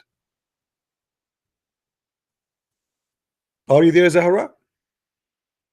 Zahra is the same person who called me last time and started crying. Oh, why you are calling Islam names? She should be playing victim. And she is the one who quote to me the Pact of Umar. But when we showed her the Pact of Umar from their own Islamic website and sources from the book of Ibn Kathir, she refused to read it. Where it says that the Prophet, he wanted to be ensured that the Christians are humiliated, disgraced, disrespected. When the Umar, the Caliphate, he should continue humiliating the Christians. She refused to read.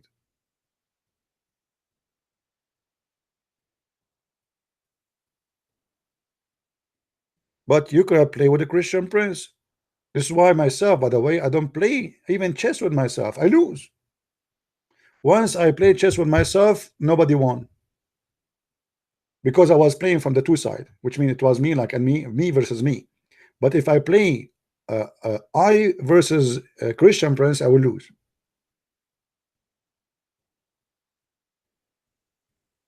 How in the world Muhammad is a prophet of God, yet he claimed that a child he might go to hell because Allah, before he created him, he decided he will go to hell. How stupid that idea is. And where is mercy and justice? There's no mercy. There's no justice.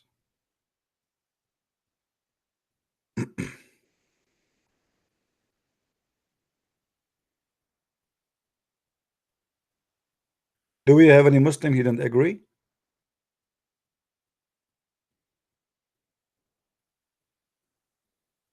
Any Muslim he don't agree? Okay, as long there's no Muslim disagree. Any Muslim agree? The beautiful thing about Muslims, they always if you hire a Muslim in the Islamic parliament in Pakistan, all of them they agree. It doesn't matter what the president he say. If you go to any kingdom, any Islamic kingdom, everybody agree with the king because they are just pictures, images. Who dare to don't agree? Who dare to say I don't agree? Muhammad said so, that's it. This is not about negotiation about what is right, what's wrong. That's it. Muhammad, he said this, that's mean this is how it is. A child, a baby, an infant will go to hell. Well, nice to meet you, Muhammad. And not only this, the whole idea of Islam is destroyed by this. Why? Because what Muhammad is claiming, that it doesn't matter what you do, it's what Allah he decree. If you go in different hadith, you will see Muhammad he said, even we are getting away a little bit from our topic, but it's okay. All roads will make us reach to Mecca. According to Muhammad, and this is Muhammad speaking, and this is Sahih Bukhari, this is Sahih. Don't tell me, by the way, even the Da'if hadith is accepted, it's correct. Look at this. Muhammad he claimed, swearing by Allah, and by Allah, a person among you may do the deeds of people of the fire till there is one cubit or an arm breadth distance between him and the fire. That's it, you are almost there. What does that mean? Doing the work of hellfire, like you are not killing people, you are not hating the Christians, you don't hate the Jews, you don't hate the Hindus, you are not killing them, you are not committing suicide, you are not making lies about Christianity and about the Christians. This is will, according to Islam, that will lead you to hell. So this is the person who don't want to hate, to kill, to etc., to blah blah blah blah, and that make him close to hell fire. But then what is written by Allah proceed, and he does the deeds of paradise and he entered. Have you ever heard of a madness like this?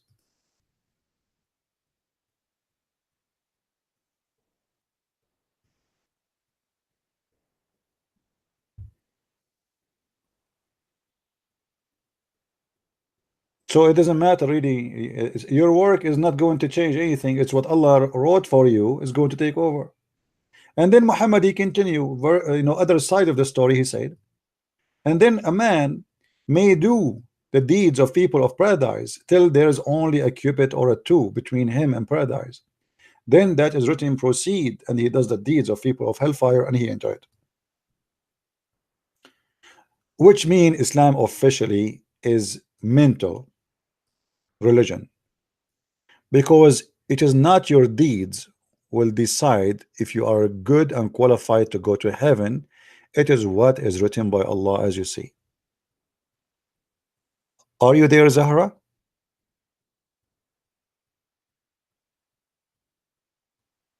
Guys, don't speak badly to Zahra, please. Anyone will speak to her badly, I will ban you. And none of your business if she is searching for a man or not. Here we are talking about religion. If you cannot speak with respect to others, please leave. And by the way, what if she is looking for a man? What is wrong with that? What, do you want her to look for a woman? What's wrong with you? I mean, why your people are silly?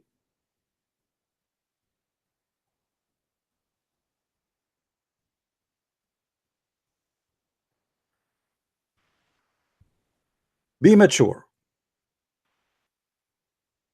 So as you see here, your deeds is not a reason to go to heaven. It's what Allah here wrote for you will proceed. So what the point of converting to Islam? What the point of a praying 5 times? There's no point.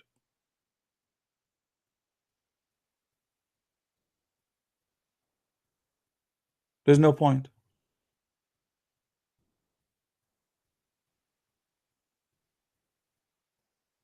And if you are a Muslim, please think with me. I mean, here we go. The guy is doing the work of hellfire, he go to heaven, and the one who was doing the work of heaven, he go to hellfire. Why? Because what is written by Allah proceed.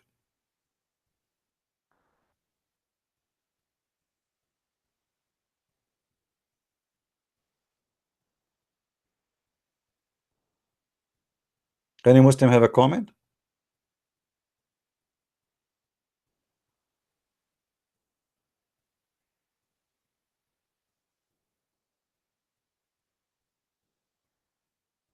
Any Muslim can explain this madness? So according to this Christian prince, he might go to heaven according to Islam still, after all what he did? Calling Zakir Naik 3 times a day, sometime 5 or 6 times a day, huh? Questioning the sexual ability of the prophet, which is holy prophet penis, speaking about the balls and testicles of I mean, and then he, what Allah wrote is going to proceed and he go to heaven. I mean, is that fair? And you, a Muslim who go to Hajj, who go around the Kaaba, who kiss the black stone which in the shape of a vagina, you go to hell? A'udhu billah. That's not fair. That's what your prophet is saying. A person who do the work of hellfire, he go to heaven, because what at the end what Allah written proceed. And a person who do the work of paradise, he go to hell, because what written by Allah proceed. What a stupid cult.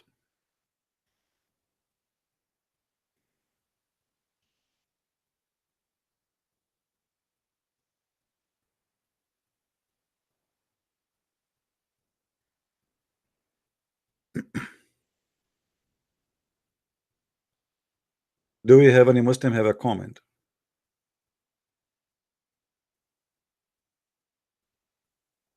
Yeah, you know, Zahra, she is just trying to defend her religion, and I understand, but you cannot. You cannot. Here we go. Look, I am here on air. Who can defend Islam? Where are they? The Muslims, the big names. They claim to be have knowledge. The Muslims, they want to debate Christians who do not know Arabic, for a very simple reason, because they can get them busted easy. Let us debate someone who do not know much about Islam, and he cannot get us busted. And if they want to debate you, they want to debate you only about the Trinity, to avoid Islam problems. But Muslims anyway, they don't believe in the oneness of God. It's a lie. Even the word the Muslim they use, they say Tawheed. Tawheed does not mean oneness. Tawheed, let's ask anyone speak Arabic, you will see Tawheed mean unification. Tawheed ad-Duwal al-Arabiyya, unification, or the Arabian states.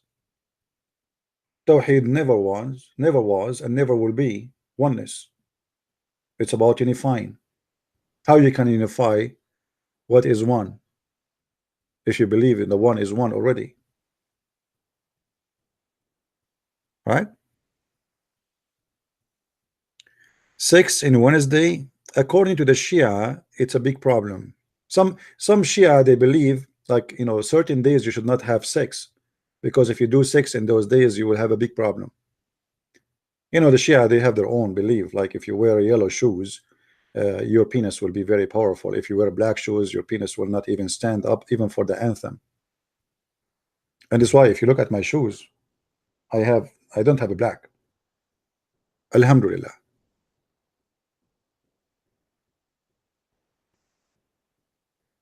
Do we have any Muslim have any comment?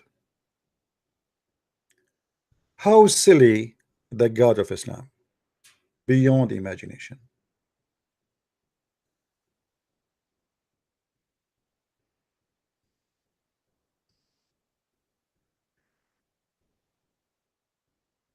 Look, let's see here what it says.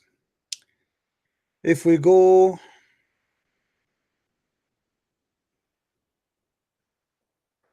you know what, I want a Muslim to call me and to tell me, or to ask me to ask him a question about Quran, and this is my challenge for you. You tell me what the question you like me to ask you, and the challenge is the following: you yourself you will not accept the verse you will quote for me or the chapter. You yourself, you will not accept what is going to come from that question. In other way, you yourself will be ashamed of the chapter you choose for me. Who want to take the challenge? Guys, do you see how sure we are? Who is a Muslim can call me and choose for me a chapter from the Quran, and my duty is any chapter. We have 114 chapters, and my duty is to show him that this chapter is a stupid. Who want to do that?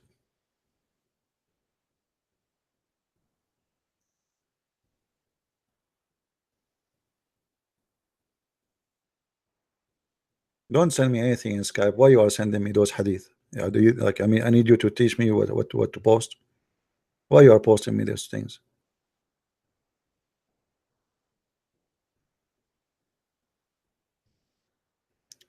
Who is a Muslim wanna call me?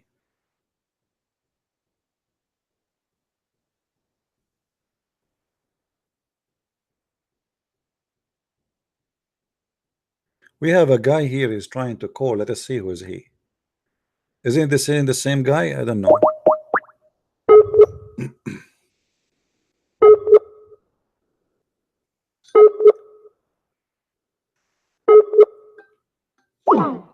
He have no energy.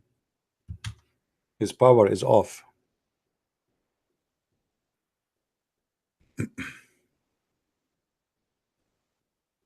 Oh, a guy he's sending me this hadith. He says, you said no kids will go to paradise.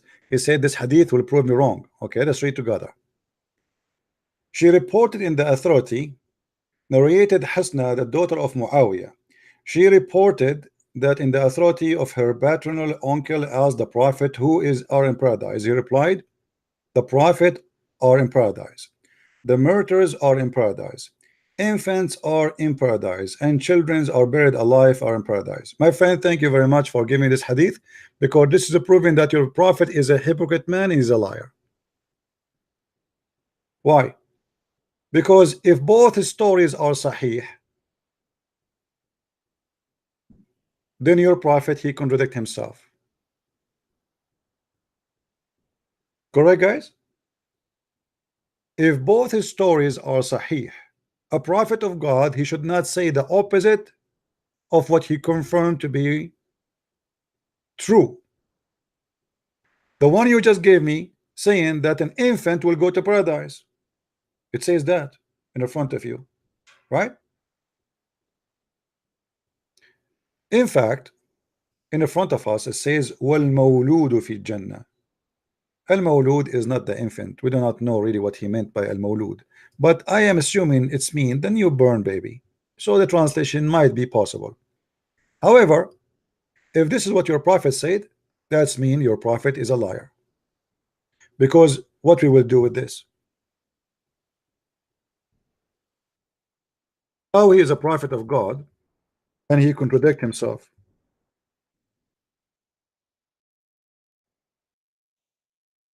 Look how many times here your prophet repeat the same story, that baby they will not go to heaven. Not necessarily, they might go to heaven, they might go to hell.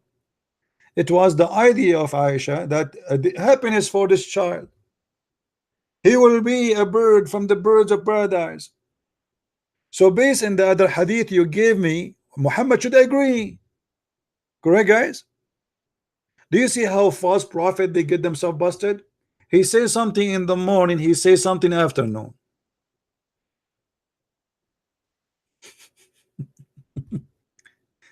They cannot be both true. Which one is true?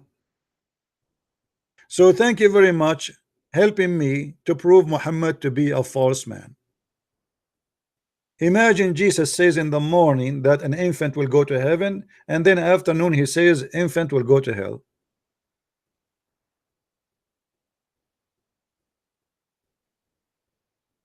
Are you there, Mr. Zuhri? Or you Zuhra? I don't know. This is your name as a girl. I don't know. Are you there, Zahra?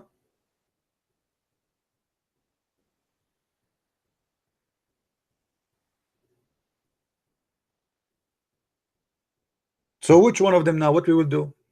Who is the liar here? Muhammad the one, Muhammad the second?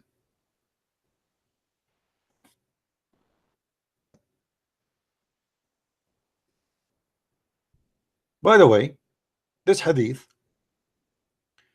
is reported from who? The daughter of Muawiyah. The daughter of Muawiyah, she heard from. Well, we have Aisha here.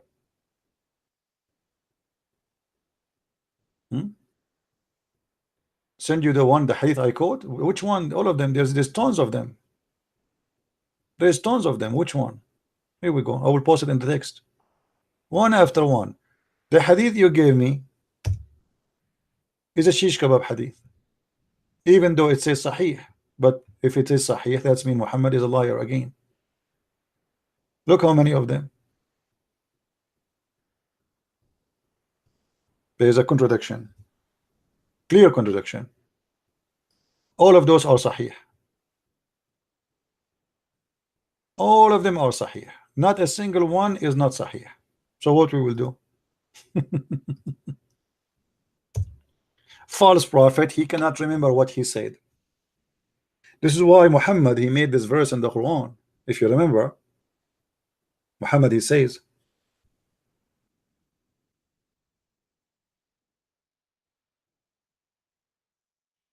وَمَا نَنْسَخُ مِنْ آيَةٍ أَوْ نُنْسِهَا نَأْتِي بِخَيْرٍ مِنْهَا أَوْ مِثْلِهَا.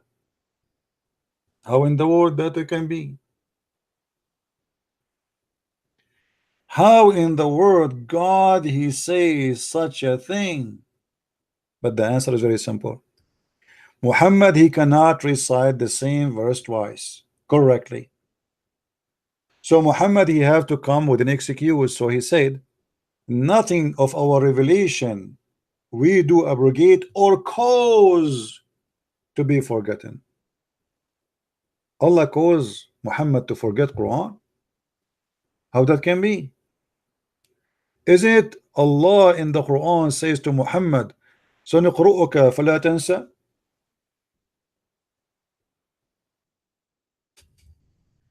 We will recite the Quran for you and you will never forget? How we will recite the Quran for you and you will not forget, and we will make you forget? Which one of them is true?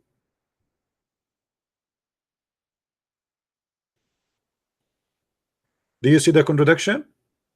One verse saying, none of our revelation we cause to abrogate or cause to be what? Forgotten.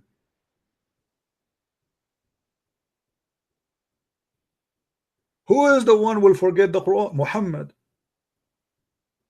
And what is the purpose? Because Allah will bring something better or similar. I mean, have you ever heard of a silly God, silly logic like this? So imagine I say to you, hummus shish kebab hummus, and I make you forget. And now I will bring you something similar. I will say to you again, hummus shish kebab hummus, but you say to me, this is the same as the first one. I say, see, I told you I will bring you something similar. Notice here he said similar. It's not going to be exactly the same. Why? Because he cannot recite the verse twice correctly. So the excuse here, yes, Allah, he made me recite it similar way because he caused me to forget the first one and he gave me something similar.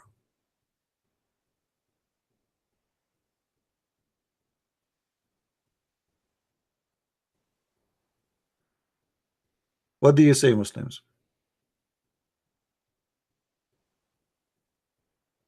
How silly, how stupid is God, that he will make me forget his revelation to give me something similar to his revelation.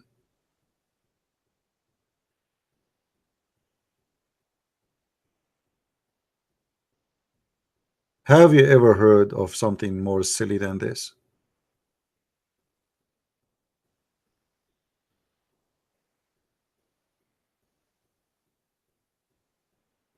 I make you, and this is the one is talking is God. God make you forget what he told you, his revelation. I thought revelation is preserved.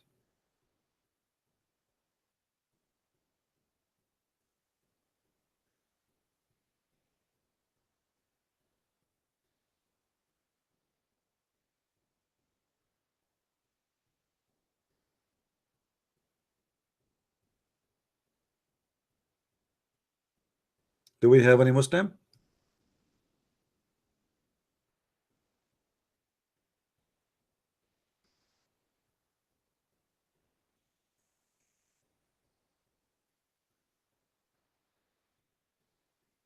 Yeah, you know, if there is a person, he is a Muslim and he have a filthy mouth, we better give him, we ban him from the text, because if filthy language will bring filthy language to our chat, then we don't welcome that. We don't want people to be filthy. Everybody is welcome, even if you are filthy, you have a filthy mouth, but don't open your mouth here. Keep the filthy words inside. So, same time, if you are a person who is a Christian, you should not speak the same they do speak. You see, I get angry, I get upset, but we should not go down to the level of the devil.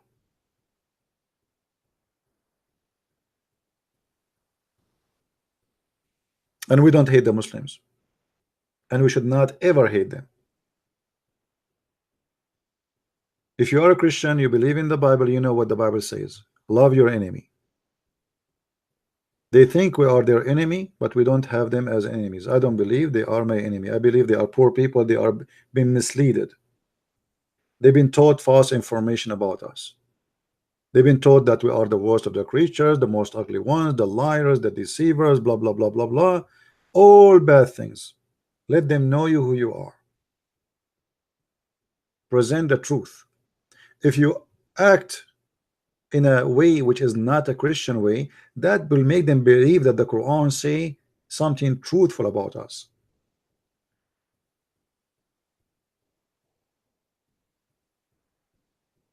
And we are not what the Quran says. The Quran do not know even what we worship. He think that Mary is of the Trinity. He think that the Christian they say that Allah is the Messiah.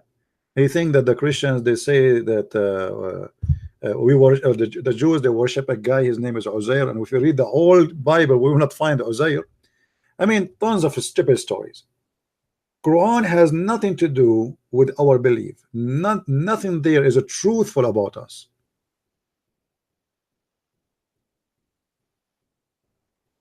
And we are here to correct them, not, you know, it might be some people they might think that I'm insulting. I'm not insulting. I find it funny, stupid. What I can do? Bring me a smart book, I will say it's smart. The verse in front of me proved to me that the one who wrote this book is an idiot, literally an idiot. How I am God and I send you a verse and then I say to you I will cause you to forget it to make you something, give you something better or similar. How Allah can make Quran better than the Quran? I mean, isn't this idea alone is officially stupid? Imagine we have God, he write a verse, he delete a verse to give you a better verse than this verse. How it can be better? How the word of God can be better than the word of God? I think Allah is going to use a software, it's called the Grammarly, what it's called, to check the grammar mistakes in the Quran. Is that the case? What do you mean you are going to give us something better? And what do you mean, and to get more silly when he says something similar?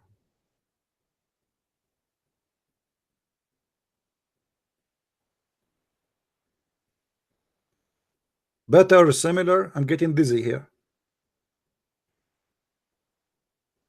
Imagine God, you have a wife. Oh, forget about wife. I don't want to get killed today. You have a mother-in-law, huh? And she is very aggressive. And she beat the hell of you every day. And then Allah, he said to you, I'm going to replace her and I will give you something similar. I mean, please, God, thank you very much. Please. I mean, you are going to replace her with something similar. I mean, hello. Something similar. Like, what does that mean?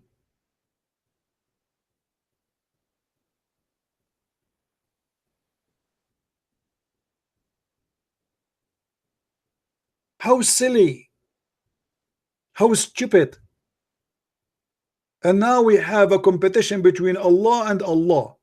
Allah make verse, and now Allah will show us that He can do better verse. Allah, can you write better than this? Absolutely. Give me 5 minutes.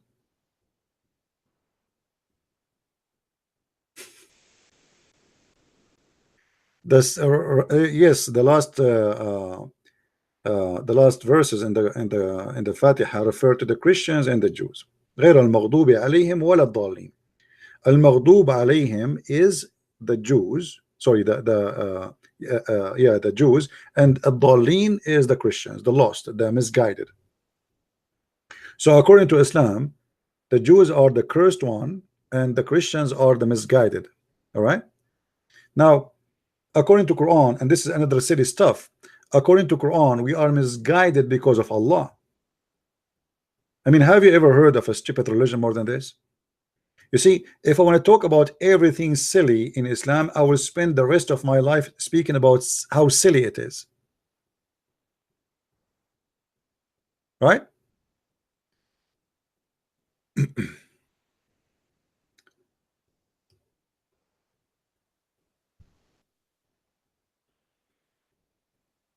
Let's see this verse.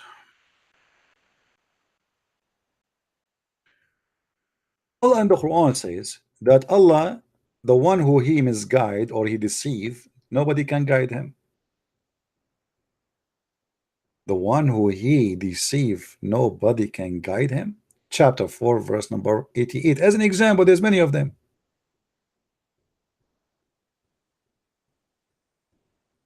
The one who Allah He deceive, nobody can guide. And look at the false Muslim translation. They say here, who ye guide those whom Allah has thrown out of the way. What way? Is it a highway? What do you mean thrown? I mean, if you read the Islamic translation, you will feel like you are in the what this game they call it, like, you know, they put a mice inside like roads and have to find a way to get out. What Allah throw away? What does that mean? The Muslims simply they are trying to cover the stupidity in the Quran. Look at this guy here. Allah has sent astray. How Allah He sent us astray? He made us Christians. The word in Arabic is adal. Adal in Arabic means deceived. Are you going to guide the one who Allah deceived? No, you cannot, because the one who Allah deceived, no one can guide him. So based in Islam, Allah He misguided us and deceived us, yet He will punish us because He deceived us. Have you ever heard of a silly God like this? And not only that, Allah He decreed to the Christians to be Christians. You remember we showed you in the hadith where it says that Allah He decreed for everyone what He will say. Do you remember the hadith between Adam and Moses? When Moses he said to Allah, to Adam, because of you we are kicked out of heaven. Adam he said to him, do you blame me for something Allah He decreed to me which I should do 40 years before my creation? And this is Sahih. So if Adam, let us say for the sake of argument, Adam he commits sin, and let us say Christianity is a sin,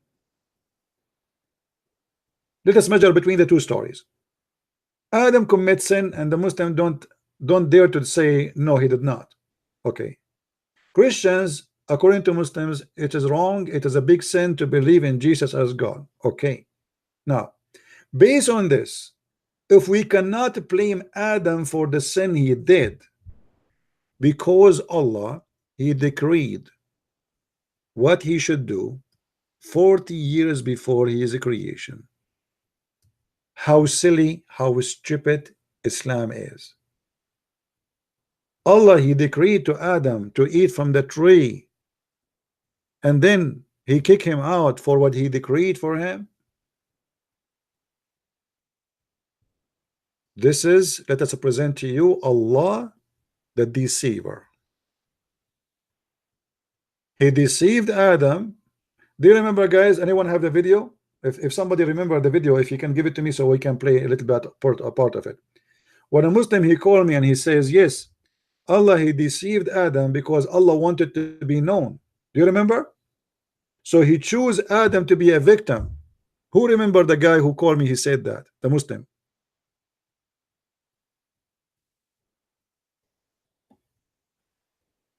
Allah, he deceived Adam because he wanted to be known. Hey guys, I wanted to be known. I am Allah and I like to deceive you.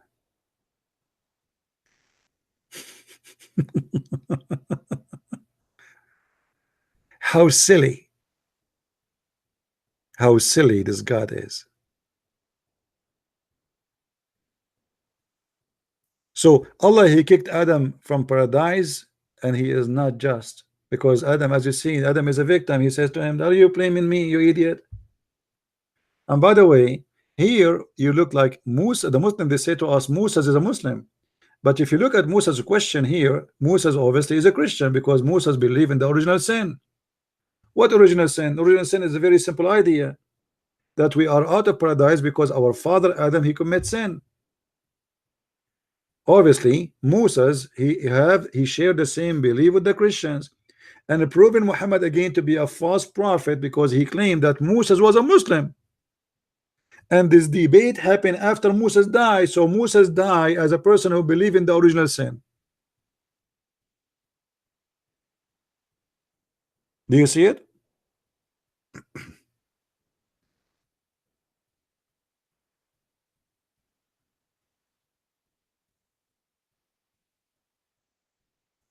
I mean, Muhammad, whatever he speak, you see, Muhammad is like somebody, he want to hold the water in an egg basket. This is how silly he is.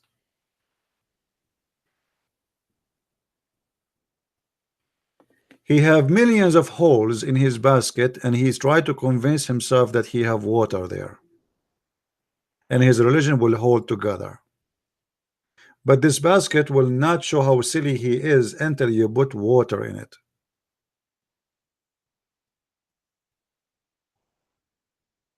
Muhammad is like a guy, he have a ship, and the ship is in the desert, and he says to you that this ship is the one will bring you salvation.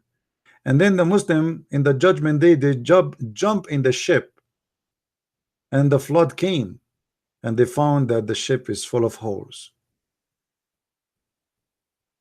They find that the ship of Muhammad was nothing but a basket of eggs, and holes is all over.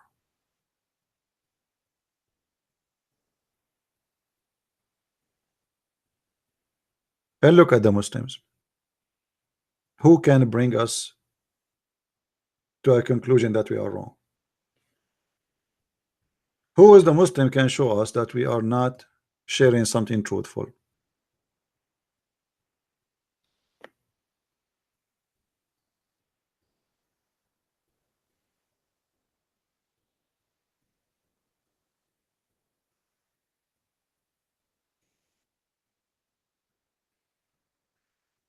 I have someone who supposedly he left Islam, and after listening to me, I think, and he's saying to me, which one is better to join, Protestant or Catholic? My friend, don't join Protestant, join Catholic, join Christ.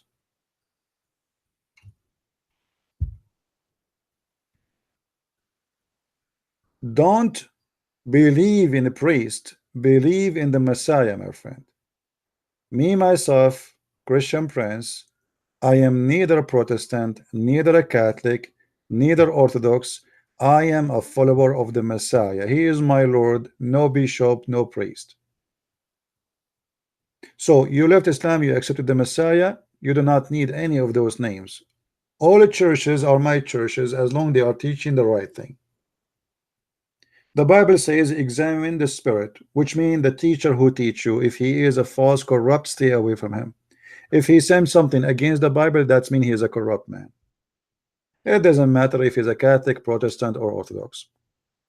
And be aware, there's liars everywhere. The Lord, he says, they will come to you in the clothes of a sheep, but they are wolves.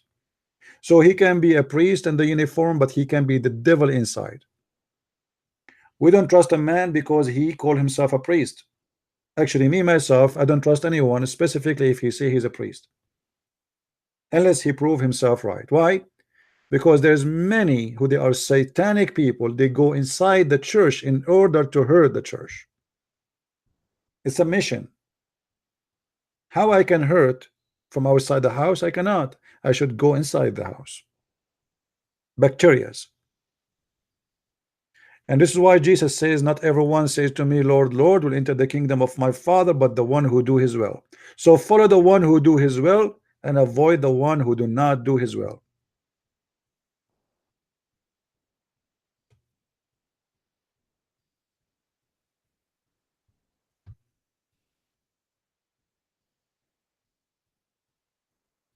My friend, there is many people here, they like to attack the Catholic Church and the Vatican. Go and do your best, but not in my chat.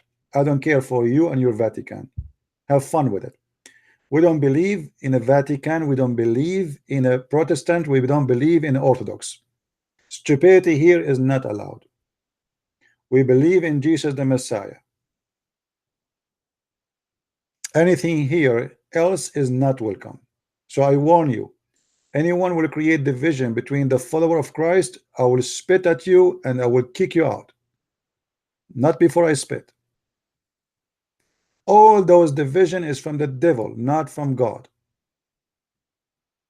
And anyone he play games of the division, he is serving the devil. People of God is one. There's no churches. We are one church.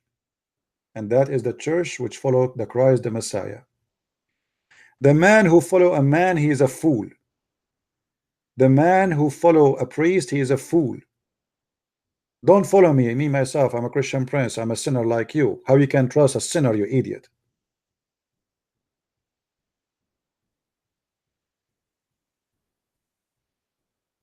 If your best example is a sinner, it's mean you're a fool. My best example is the Messiah, is not a priest.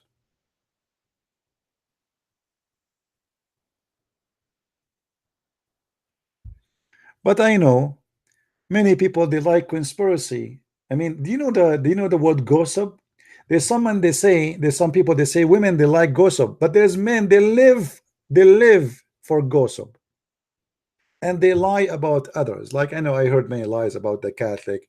They are the one who created Islam. Vatican hiding secret, blah blah blah blah blah. I mean, stupidity and garbage. Vatican simply is an organization more than a church. Big organization. And corruption is existing all around the earth. Whatever human being he goes, corruption go with him. Have nothing to do with Catholic, Protestant, Orthodox, Muslims, Christians, Jews, Hindus. Human being is corrupt. So you are a fool when you point your finger at someone, says, they are hiding secret. You are yourself hiding secret too. You claim to be holy, but you are a sinner.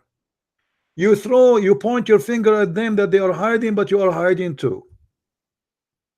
And what I notice, that those who do a lot of sin is the one who point their finger at others to avoid people seeing them. It's like when I make a scandal about someone else, so I will disappear in the crowd, so no people will not see my scandal. Do you understand what I'm saying, guys? It is satanic strategy. Let us point at the finger. This is what Jesus said. Before you see, the little thing in the eye of your brother, go and get the wood in your eye. Hey, the awesome dude. Listen, awesome dude. I have no time for a stupid talk. Either you call me or call your daddy. Take a hike. I have patience for you for the last hour. You're calling me names. But obviously you are here just to call names. You did not say anything except you are a liar. Well, nice to meet you. I am a liar because I did not say that you will go to heaven and your penis will be endless.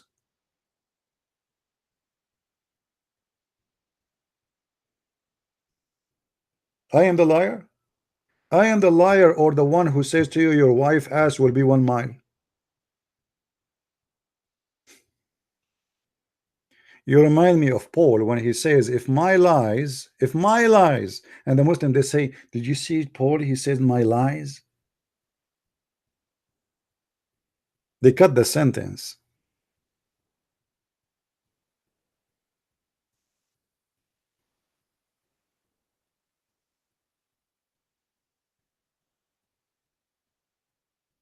Do we have any Abdul want to say something? By the way, I'm not against that my wife in heaven here, she will be 1 mile ass. And I will tell you the benefit of this. I'm thinking to open a manure company. If we have at least 70 wives, 72, each one of them, her ass is 1 mile. If they do poo-poo once a day at least, and everyone provide at least a mile of manure, that's mean I will be able to have tens of thousands of tons of manure, and I will become rich from selling shit. And this will be a shitty business, or let us say it's a hell of a shitty idea.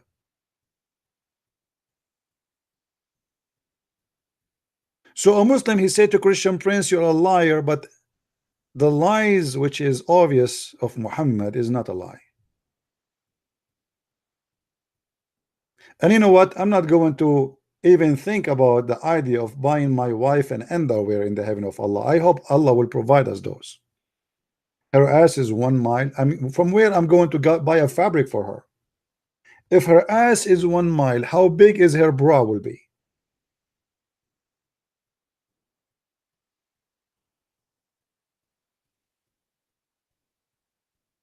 And you know what? I was thinking once to do a program of hiking in the top of one of those women asses, because Allah, he spent 1,000 years to smooth the skin of the women there, so it's going to be very smooth. I want to see, I challenge you to do a hiking in them. You will not be able to do so because it's so smooth. It's like those Japanese program, you know, you see like trying to climb the area, and they have like oil in it or water or whatever, so you fell down. It's going to be a lot harder. And let the whole world watch in satellite. Millions of men trying to hide over the ass of a beautiful whore in the heaven, and they cannot go because it's very smooth. It's very huge, very, very high. It's like a big mountain, and very smooth and very wide too.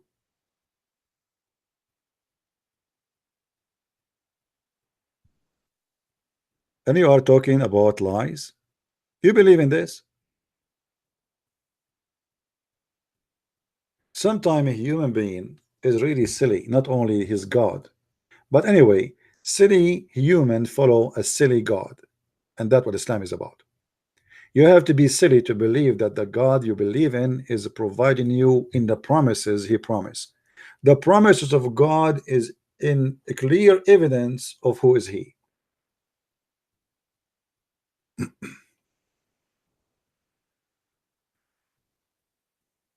Do we have any Muslim want to say something?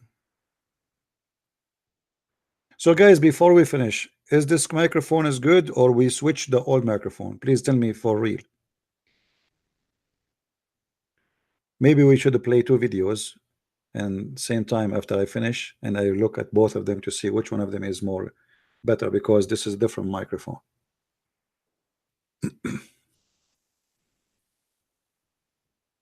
Is good. All right.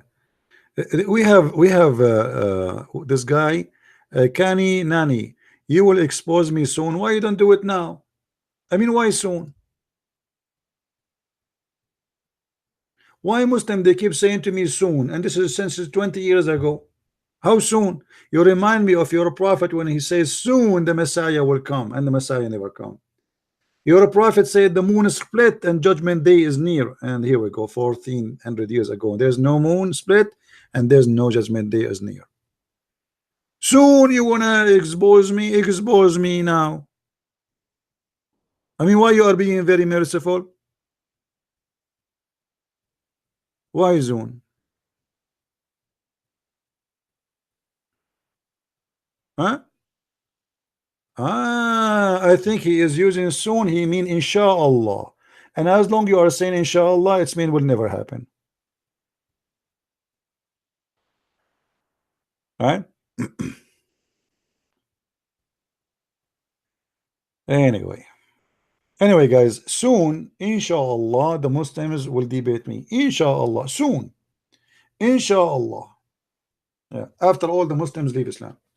Do you know how many Muslims left this week just from Indonesia because of my videos? You will not believe it. I mean, I am receiving messages like rain from Indonesia. Me, myself, I could not even believe, because as I know, Indonesians don't speak English, most of them. But look what happened. There's very nice Christians who they are downloading my videos, adding translation to the videos. And people like most of people who they speak maybe little English. I mean, like I receive messages. It's kind, you can tell the one who is speaking his English is really like basic, but yet they are leaving Islam left and right because of those Christians who they are translating the videos into the language of the Indonesian. They are doing a great job. Actually, if you take a video of mine, you translate it to Indonesian, after 2 hours you will find it have like 10,000 view. There's videos have like 100,000, 200,000. So Indonesians are thirsty to know the truth about the cult of Islam, and they are leaving Islam left and right, and I'm very happy for them. Very happy for them. And this will happen around the earth. This internet is a disaster for Allah. It's a big disaster. The Muslims, they use the internet for their propaganda too, trying to fool many Christians, and they were able to fool some, but it doesn't work for long. And actually, even those who converted to Islam later, they will become an enemy to Islam when they discover that they've been scammed and lied to. The same as we saw with the guy, he called himself a brother Ishmael, who was a Muslim for more than 16 years.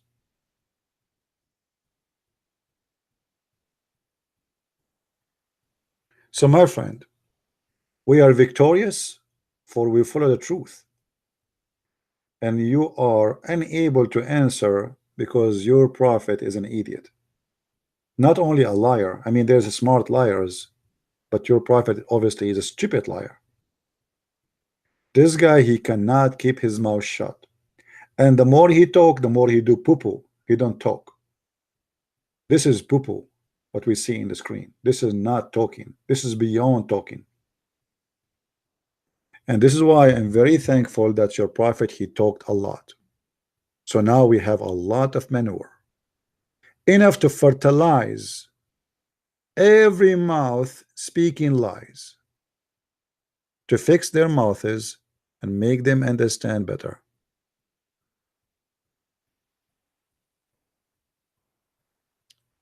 Before we go, do we have any Muslim would like to call us? Last call. Mayday, Mayday. Last call. Any Abdul? Mayday, Mayday. No Abdul. All right. The Muslim now, they will go and they will say, Christian Prince, he stopped his broadcast because he is scared. Just watch their text and you will see what they will say. Yes, Zahra.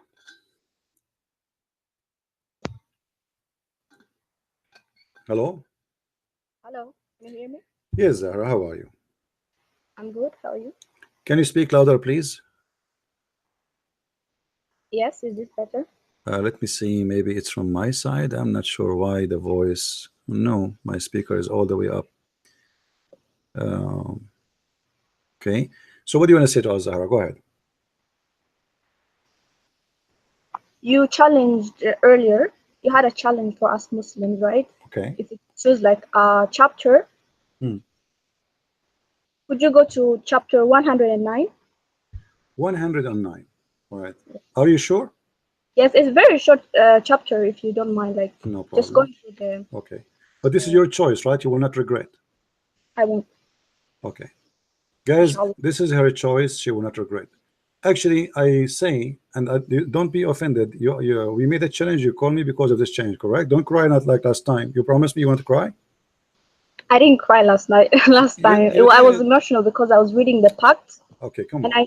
Okay, here we go, guys. This is a chapter. Our sister Zahra here, she chose for us, and the challenge for me to prove it is stupid. Not only is stupid, it's beyond stupidity. Let me show you why. Say or disbelieve, or disbeliever, kafirun, kuffar. I worship not which you worship, nor you worship which I worship, and I shall not worship that you worship, nor you worship that I worship. Into you your religion, into me mine. Let me show this you is how. From the Creator. This is a message to humanity from the Creator. Okay, but this is stupid. You will not be able to change another person's belief. My friend, and I saw in your chat many people are praying to become a Christian. Are you going to cry? I never become a Christian, just like many don't want to become a Muslim. Are you going to cry? I am very happy with my religion. I believe in the one Creator who is not a man, who is not a woman, who did not give birth. Hold on. First of all, your God is a man. Don't change the topic. You call me to talk about the chapter. No. Okay, the Arabic word is here we go. My Creator is not a man. No, your God is a man. Don't lie. Here we go. This is the hadith in front of you. It's sahih. Your God is a man, and he look exactly as the following. He is short, he is hinted, he is woolly haired, he's not one-eyed. This is the description of your prophet, unless you are saying to me that your prophet is a liar. That is concerning our prophet. Is concerning like the Antichrist. Yes. So he is comparing between the Antichrist. Hold on. He is comparing between who? How the Antichrist look like and how Allah look like. Antichrist will come and say that he is the Lord. No problem. So, if Antichrist is a man, why Muhammad is worried that the Muslim will be confused about him? What he said, the only difference between him. Antichrist will come and his agenda will come and say, first say to the people, follow me, I am Jesus. Okay, no problem. And then people won't believe him. Guys, did you hear? And then he'll say, I am God. He will say, I am Jesus. So what the problem? He is a man. So why Muhammad saying, I am afraid that you will be confused about you him? Want, but we know, just go to the shortest surah, Ikhlas. It says, God does not forget. One by one. Hold on, don't change the topic. Don't change the topic. Why Muhammad is confused if this man will say, I am Jesus? Why this man, Muhammad, is worried that you Muslims are confused about him? You might think that this is Allah, and he is saying the only difference between him and Allah is one eye. How many eyes you God have? We are taught not to have any pictures of our Creator, but we know that it is not like us. No, you have. Our Creator is nothing like we've ever seen before. I'm not asking you about the picture now. I'm asking you how many eyes your God have. I don't know, because we don't have any pictures of our Creator. No, we know. Muhammad the only time we'll see our Creator when we go hold on. to paradise. But besides that, we don't know. Listen, your prophet, he said you should know that your God is not one eye. So he should have more than one eye. Do you agree? At least. The Antichrist is described in Islam. He will come like one eye is black. You see, you are running away from the question. No, I'm reading the hadith right now. No, you are not reading the hadith. The hadith doesn't say the Antichrist is anti-Islam. Dajjal is Antichrist. First of all, Dajjal is not Antichrist. This is the stupid translator. There's nowhere in Islam believing in Antichrist. They believe in the Dajjal. We believe in Dajjal. I am Muslim, right? Yes, Dajjal. We believe there will come an Antichrist. Okay, no, he is not Antichrist. Towards the end of time. He is not Antichrist. He is the false Messiah, supposedly, not Antichrist. Dajjal means the liar, which means Christ the liar, the false one. Now, why you're a prophet here comparing between the look of the false Messiah and Allah? He should compare between the false Messiah and the real Messiah. Explain to us. Because the Antichrist will come and say to the people that he is the Creator, that he is the Lord, that he is God, that he is Allah. And then the prophet is telling people, if he comes, just know your Creator does not look like this. No, my friend. He does not have one eye. He is not blind. We believe as Muslims, our Creator doesn't come to this world as a human, as a dog, as a changing forms. We believe that our Creator is above. Hey, the gun machine. Let us talk together. We cannot like this. Don't keep going. Show me where it says that the Messiah will say he's Allah. The false Messiah, he will say, I am the Messiah. That's why his name is the false Messiah. His name is the false Messiah. He claimed to be the Messiah. So he will come and he claimed to be the Messiah. He don't claim to be Allah. Now, why Allah comparing between him and the look of him and the look of Allah? If Allah is not a man. How many times I should explain to you? Did you not understand it? The 2 times I told you before. When? Muhammad sallallahu alaihi wasallam, peace be upon him, is telling us that the Antichrist Dajjal will come, and then he will tell people that he is the creator, that we should follow him, like he is our Lord, we should follow him. Can you show but me, he's fake, he's not real. Can you show me the reference that he will say that he is the creator? And even if he says that, what does have to do with the look of the eye of this man and the look of Allah? We know that the Antichrist is blind in one eye. Okay, and Allah is not blind in one eye. Our creator, we don't know how our creator looks, but we know that he's above that. Listen, our creator is above any like you can compare everything, but we cannot never compare our creator. We don't have any pictures. He's not white, he's not black, we don't know what he is. You have a picture. Hold on, because the Arabic word for it's a little bit different. You are like a gun machine. You are crazy. You have mental issue. You cannot stop talking. Listen to yourself. Listen. How he don't have a picture, but your prophet is comparing between him and Allah. He did not compare between him and the Messiah. Let us say this guy, he says he is God. Why he is saying you should know that your God is not one eye? The what prophet, have to do? Peace be upon him, this man, listen, this man, he can will I come finish? This man, no, this man will come as a man, or he will come in the look of a God. Can I finish my sentence? I know, I want to answer. This man will come in the look of a man, or he have a different look. What is his look? Is it his look? The Antichrist. He is not comparing. He's not comparing God to Antichrist. He's comparing like Antichrist is trying. Let me show everybody how you Muslims run away. The look of the Antichrist. Do he look as a man, or he look like an elephant, or look like God? What he look like? It's coming like a man. Okay, it's coming like a man. Guys, did you hear this? As a human being, but it's not God. Okay, hold on. So why Muhammad is worried that you are confused about him, and he is saying that Allah is not one-eyed? If the man, he looked like a man anyway, how you will think that this is Allah? I mean, how stupid the statement is, unless Allah is a man too. And now we might be confused about the look of this man and this man. So if the man is coming as a man, what the problem? Why the Muslim will think he is Allah? You know what? I'll just refer back to the verse, the chapter that I just told you to read. For you is your religion, for me is my religion. I know, and every Muslim knows, and we believe our creator is not a man and not a woman. When you have an answer, our creator, you run away. No, you are. You know Mathal al-A'la. You know Mathal al-A'la in Arabic. Shut up. I have to hang up on you because you are a donkey now. She jumped in the verse to avoid answering. And I will go back to the verse, by the way, because we accept the challenge, and you chose the perfect verse to prove Islam to be false. Just wait. I asked her if the man, the false Messiah, will come as a man, or he will look like an elephant of God or God. She said, no, he will come as a man. So why Muhammad saying, if you are confused about him, read carefully with me. If you are confused about him, know that your Lord is not one-eyed. What is the only difference between this man and Allah? One eye. What's wrong with this eye? This eye have a defect. So Allah have the same look of a man. Otherwise, if he is coming as a man, why the Muslim would think he's a man? He's God. That's stupid. If you Muslim reject a God to be a man, then how in the world Muhammad is saying, if you are confused about him, you should know that your Lord is not one-eyed? Should be, he should say, you should know that Jesus or the Christ is not one-eyed, because this guy is taking the identity of Christ. In Arabic, there's nothing is called the Antichrist. This is a fabrication. In Arabic, it says Al-Masih Ad-Dajjal, the false Messiah, Messiah the liar, which means he claimed to be the Messiah. He's not claiming to be Allah. That's number one.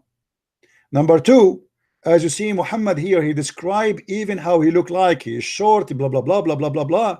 And then he said, I'm afraid that you are confused about him. You should know that your Lord is not one eye. This is number one.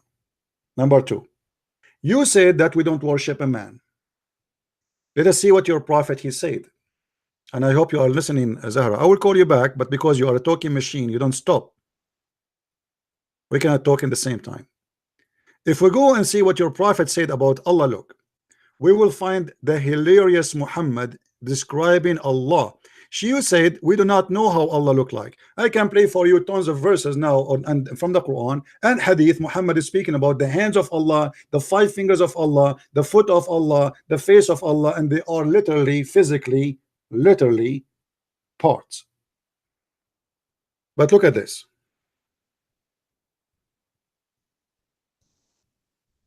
Muhammad said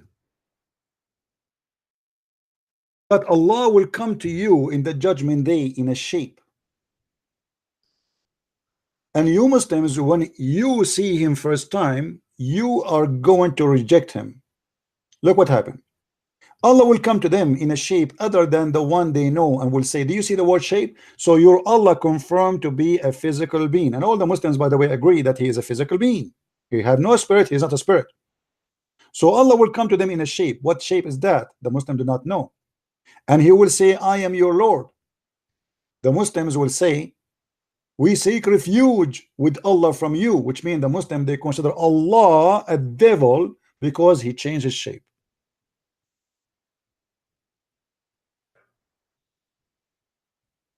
I mean, how stupid the story is. You Muslims, you will accuse Allah to be a devil because he changed his shape, which means you Muslims, you worship a shape, you don't worship God. It doesn't matter what the shape is, you are consistent in only one shape you like. If you bring me different shape, I will not accept it. Even if Allah himself, he is the one who's coming to you, just he changed his shape, now you don't like him, you refuse him and you say to him, we seek refuge from you by Allah, which means you are the devil, because the Quran says, and each time the shaitan he whispers into you or he whisper into you, you seek refuge by Allah. This is a statement only used when you hear the voice of the devil. And then they will say to you, we will not follow you till our Lord comes to us. And then when the Lord come to us, we will recognize him. Allah then will come to them in a shape they knew, and they will say, I am your Lord. They will say, no doubt you are our Lord, and they will follow him. Now, is this about seeing a physical being? Yes. Read the verse, hadith from the beginning. People, they ask, Muhammad says, shall we see Allah, our Lord, in the day of resurrection? He said, yes. And he explained how easy it's going to be seen. And then he described that Allah have many shape. So now what we learn from this, that Allah have shape number 1, shape number 2. And this is against what Muslims, they always try to convince us that Allah is one. Because now what happened to shape number 1? Unless you are believing that Allah is a transformer, the same as we see in the movies. Shape number 1, shape number 2.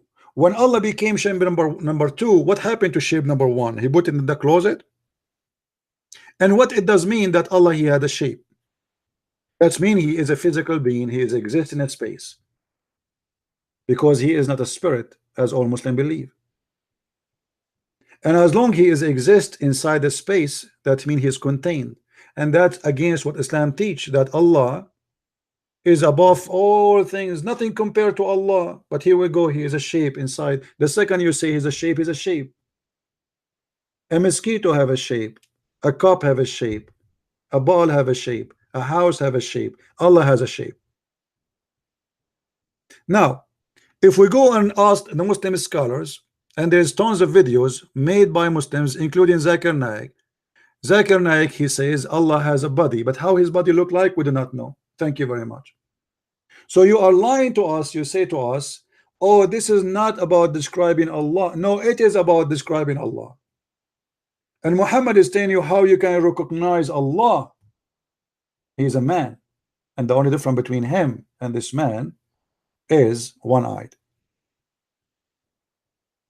And we can see how many verses Muhammad he described Allah as a physical being, the Quran and the Hadith. Have you ever heard of a God he have a foot and it is a physical foot? You can go right now, search in Google, search in YouTube. Allah has a hand, Allah have a foot, Allah have a face, Allah have an eyes, Allah have 5 fingers. YouTube is full of videos made by Muslims. Yet when they speak to us, they deny them. Read with me what Muhammad said. The Prophet said, the people will be thrown into the hellfire, and it will say, are there any more to come? Till Allah puts his foot over it, and it will say, Qati, Qati, enough, enough. You can go right now and search in YouTube for the video made by sheikhs about Allah have a foot, and they explain and they say, yes, this is a literally foot, a real foot. Allah have 5 fingers, Allah have 2 hands. And by the way, the hands of Allah is both in the right side, which is very funny, God.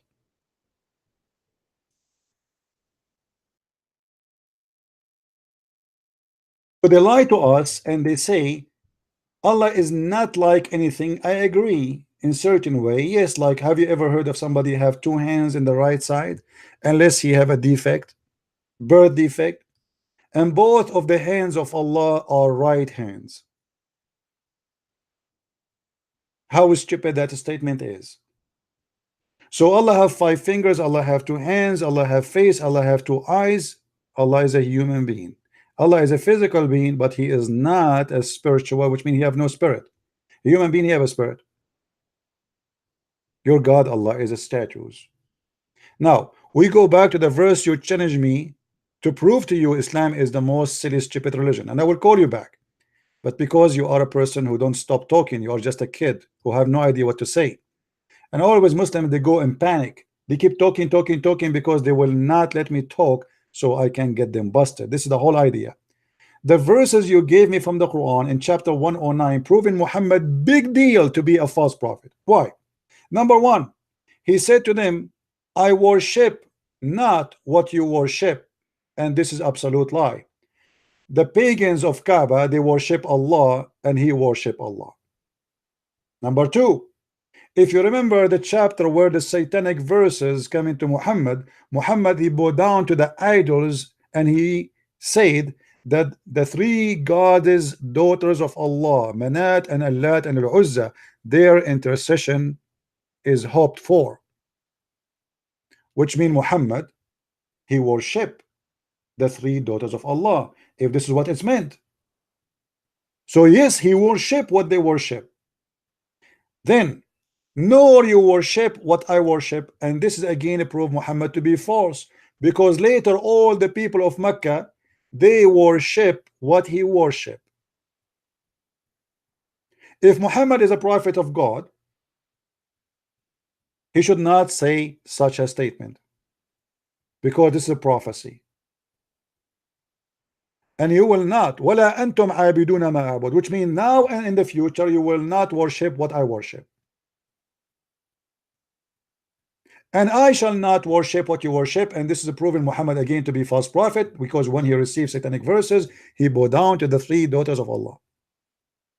And you are not worshiping what I worship, proving again that Muhammad had nothing to say. He's repeating the same sentence over and over. This is cannot be God. Already you said they will not worship what you worship. Why you are repeating the same again and again?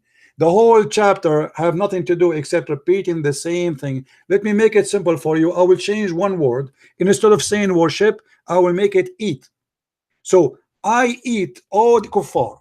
I eat not what you eat, and you will not eat what I eat, and I will never do eat what you eat, because you do not do eat what I eat, and you will never do eat what I eat, because I have my food, you have yours.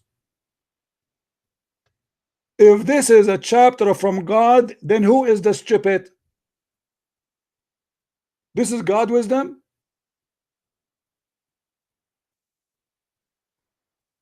And this is why when we ask her, is the Messiah is a human being or the false Messiah?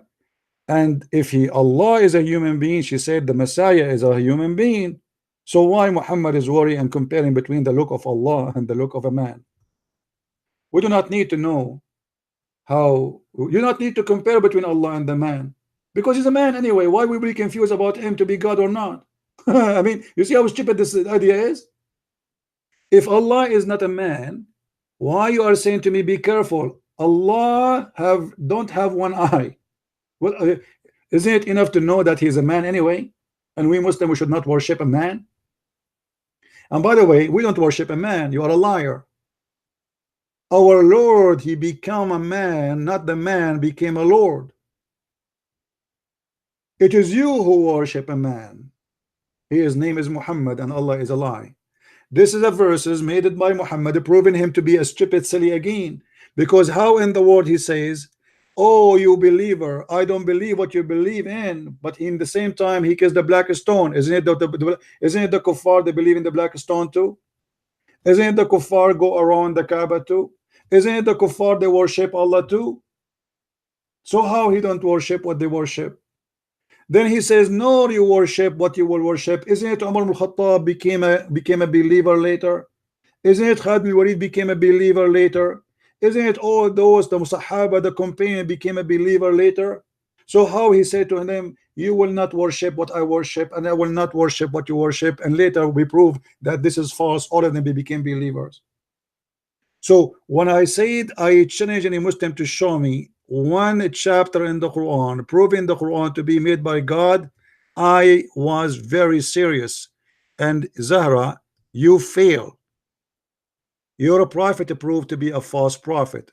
Now I'm going to call you back to give you a chance to answer. Please respect yourself and don't keep going so we can talk. We can't talk over each other. I will give you 2 minutes to answer, and when the 2 minutes is over, please stop. I'm going to put the clock in the. Do I have a clock here? Let us see if I have a clock. Yeah, I have a clock.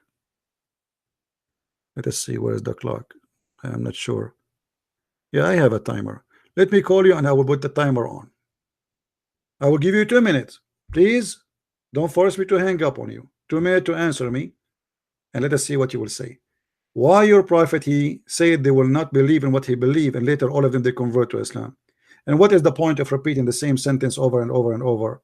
This is a person you have nothing to say. Go ahead.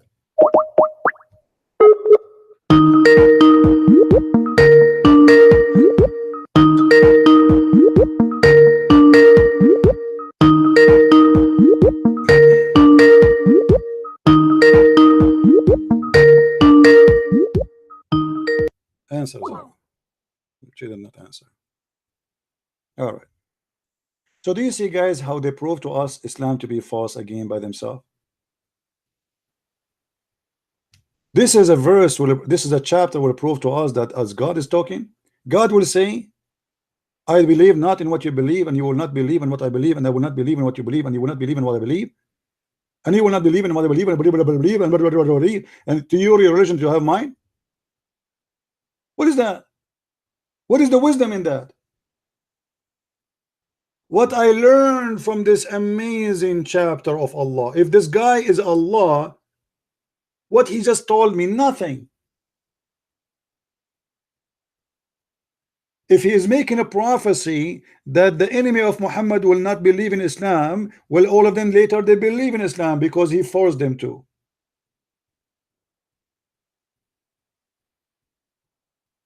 So what you choose from me is a clear proof and evidence that Muhammad is a false man. And by the way, additional proof of corruption in Quran, why you Muslims you add Bismillah ar-Rahman ar-Rahim in the top of the chapter if it's not there? This is addition. Fabrication. And Al-Kafirun is one of my favorite funny verses or chapters in the Quran. Imagine a waiter, he come to you in the restaurant and he said to you, how I can help you, sir? You say to him, you need to learn. You see this guy in front of me? I want you to bring me food different from his food, because I eat not what he eat, and he do not do eat what I eat, because I know the eat what he eat, and he will never eat what I eat, because I don't eat what he eat, and he don't eat what I eat. He have his food, I have mine. Can't you tell that this is a very silly statement from somebody claimed to be God? The one here supposed to is talking is God. This is God talking.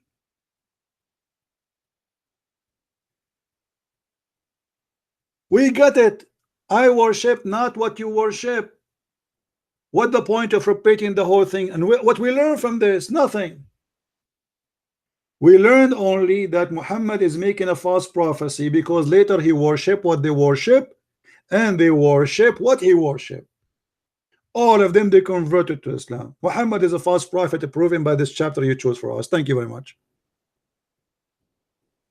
So are you going to call me back, Zahra? I called you, you did not answer.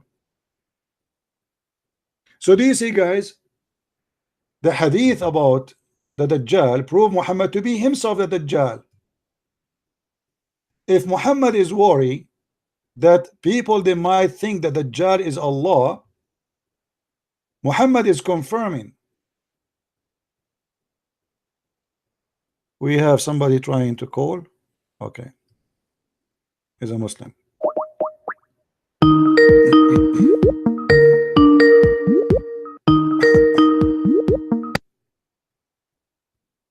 Yes. If your God is a man, can you? This guy is like a pimple in the ass. Stupid idiot. If you go in the hadith, if we go back in the hadith itself is telling us a lot that the Messiah must be God. Why? Do you remember that this woman, she said that the false Messiah, he will claim to be his God? Did she say that? Guys, did you hear her saying that? It's recorded. Okay. If he is claiming to be the Messiah, how that will make him God unless the Messiah is God? Are you getting my point, guys? She said that this person, he is the false Messiah. As I said here, Al-Masih al-Dajjal is not the Antichrist. This is a false translation. In Islam, there's nothing called Antichrist. Zero. Nothing. This is a lie. His name is Al-Masih al-Dajjal. Dajjal in Arabic mean liar. The Messiah mean, you know what Messiah. So the Messiah, the liar. Why he is called the liar? Because this is a fake Messiah. He claimed to be the Messiah. We heard her saying that the false Messiah will claim to be God, but the fact he's just claiming to be Messiah. By claiming to be the Messiah, you claim to be God. Thank you very much. You just proved to me that Muhammad in this point, he believed that the Messiah is God. And this is in the stage where Muhammad was trying to be hypocrite to the Christians. Muhammad, for a certain time, he was trying to be Christian. When the Christian reject him, he reject them. Before that, Muhammad was trying to be a Jew. When the Jews reject him, he reject them too, and he decided to kill them both. In this moment, Muhammad is saying to them, be careful, you should know that the Messiah is not one-eyed, your Lord. Because the comparison have to be, it should be between the false Messiah and the real Messiah. People, does that make sense? If somebody says to you there is a fake Christian prince and a really Christian prince, why you are putting Allah in the middle? Isn't it weird? What the look of Allah and the eye of Allah have to do with this guy? This guy is claiming to be the real Messiah. So we should warn them about how the real Messiah look like and how the fake Messiah look like. If Allah is not a man, to compare between them is stupid. In fact, this hadith was speaking about the Lord, the Messiah. The scam Muhammad at that moment, he was a Christian Nasara, a cult leader, trying to convince the Nasara, I am like you. And this is why he compared between the false Messiah and the real Messiah. Yes, Zahra. I will give you 2 minutes, Zahra. Do you hear me? No. I will give you 2 minutes. I will give you 3 minutes. Here we go. The count started. Go ahead. I don't need a You do not need that. Okay, what do you want? So go ahead. Regarding, like, you're talking about, like, why is it repeated? What? The verse, you said that the verse is repeated. Yeah. What the about reason it? is because as human beings, we learn by repetition. Oh. So the reason why I chose this verse, this chapter, was regarding like other faiths talking about Muslims, like maybe they should become Christians. And Wow. even you were bragging like you made Indonesians become Christians. So this chapter is related to the subject, because like our Creator says like that we should defend our religion. Why you should defend the religion? Can't he defend his religion?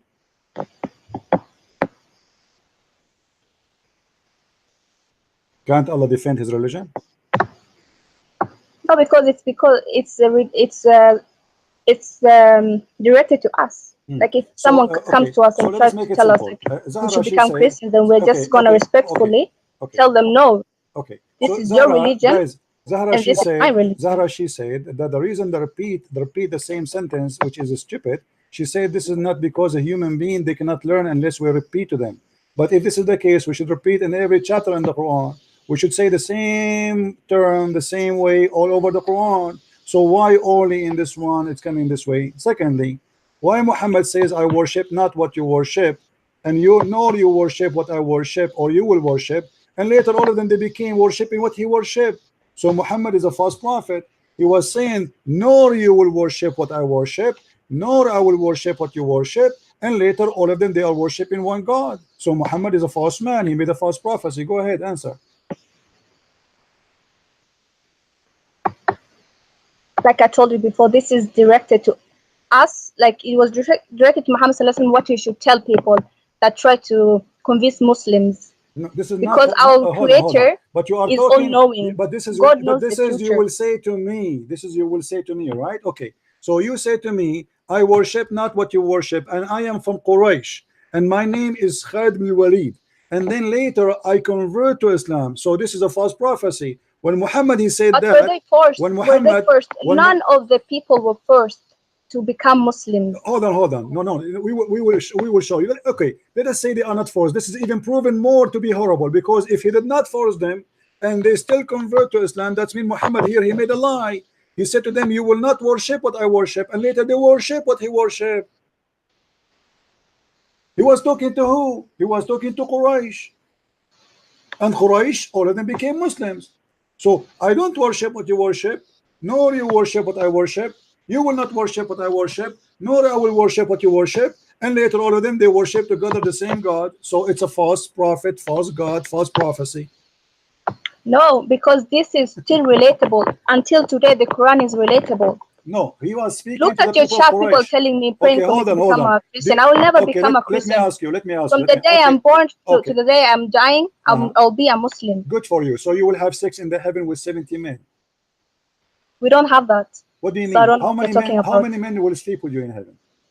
We don't have the men becoming that. We have other like Hur al-Ain. Okay, so if I And that's convert to another Islam, subject. okay, Zahra, I want to explain to me. I don't mean to insult you. If I convert to Islam now, Allah promised me I will have 70 Zahra like you, or 72. No. How many Zahra I will have? You know, you have a really disgusting way of debating. Like, if you're gonna debate, why can't you just be serious? I am serious. It shows your character. Are you making fun of Allah's words? Isn't it the Quran says Allah will promise them virgins in the You're heaven? not gonna get me. Why You're not? gonna get like Why there's different creation. Our Creator. What By the way, what do you mean? Okay. What do you will go? Allah will put you in the disposal. What do you mean? I will not get you. I will get who? Our Creator has created different creation. Okay, well, no problem. No, it's you. What the different creation? Listen, you when you go to heaven, how many husbands you will have? Just one. Okay, and the husband you have, how many? The husband I have. How many women? I'm married to. I'll be married in in paradise. Hold on. And he, how many women he will have? Just one. Where do you get this from? Are you lying? The ones that are promised Hur al-Ain. Zahra, you are a liar. I challenge you in front of everybody and listening.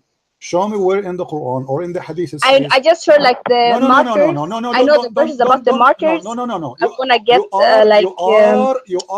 The creation of you are a liar. You are a liar. Certified. I'm not a liar. Okay, you are the liar. I'm going to give you you all the time you want. You live by lying. Okay, prove me wrong.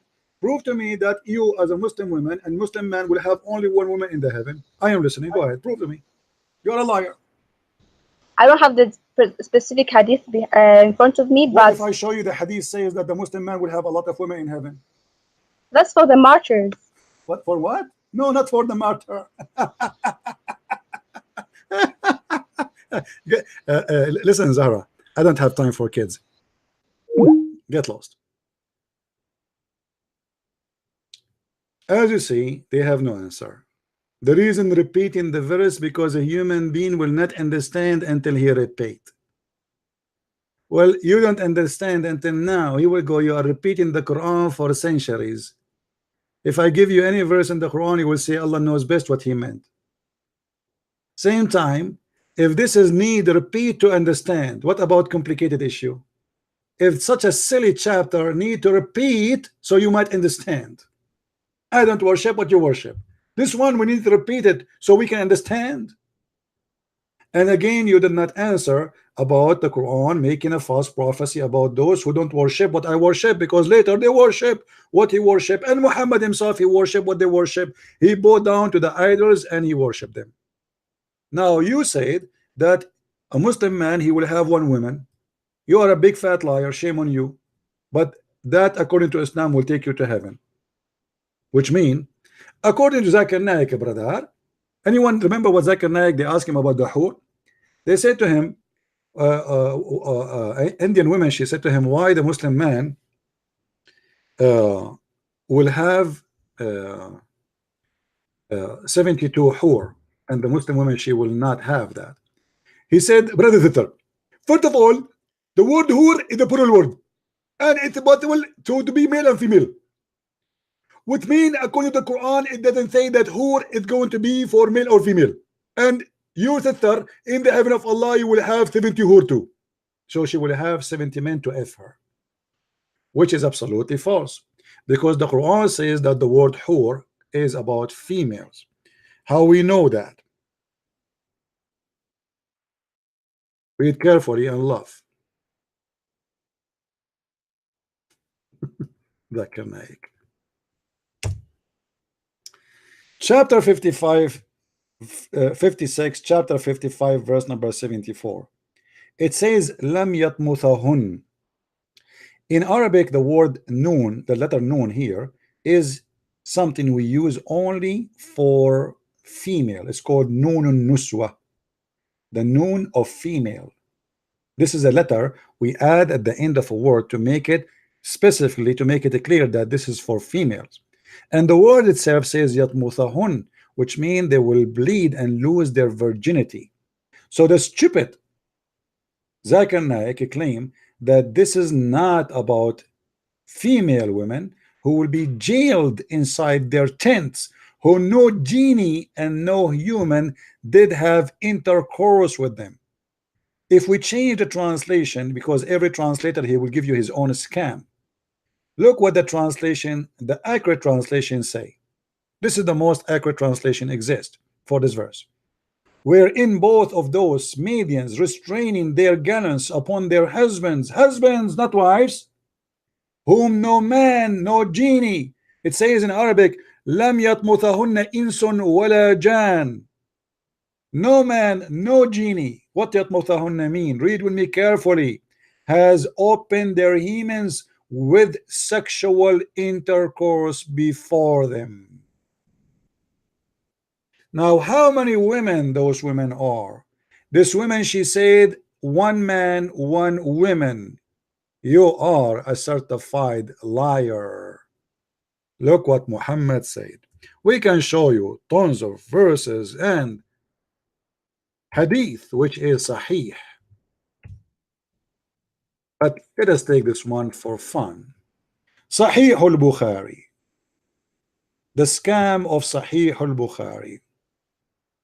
She said, one man, one wife, the Prophet of Allah, and she said only for the murder. Yeah, right. For the first batch of people who will enter paradise will be glittering like a full moon, and the batch next to them, they will be glittering like a most brilliant star. And by the way, Muhammad, he made a mistake here. He think that the moon is more bright than a star. So the first batch, supposedly they are the more noble, but yet they are glittering like a moon. And the second batch, they are glittering like a star. Muhammad, you think the moon is more shiny than a star. And then he says, their heart will be like the heart of a single man, for there will be neither enmity or etc etc. And then he says everyone will have 2 wives from the Houris, who will be beautiful, pure and transparent. The marrow of the bones of their legs will be shown, and they will see the marrow of their inside their flesh. This is from the Hur, but this is not the whole number. Let me show you the other hadith. Read carefully with me. Liar. Every Muslim man will have 1 woman, right? Hold on.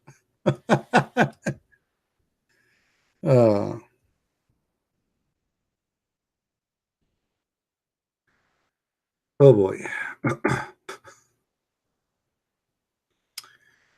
Here the Hur al-Ain, they will sing for you. Look at this hadith, by the way. The Prophet of Allah said, whenever a woman harms her husband in this world, that without any do right, his wife among the Houris, many of them says, you must not harm him. May Allah destroy you. He is only passing guest for you. He is my husband. Leave my husband alone.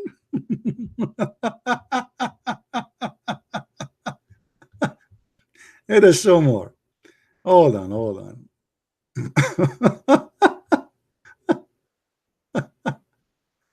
All right. Okay, hold on.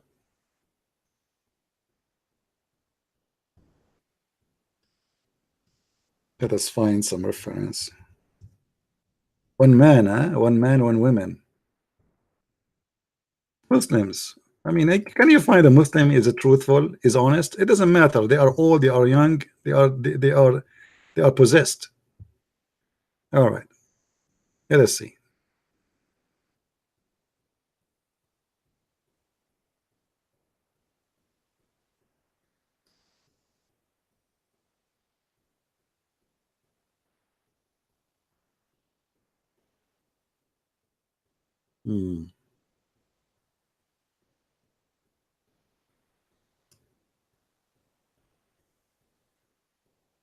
Let us see if we can find this one in.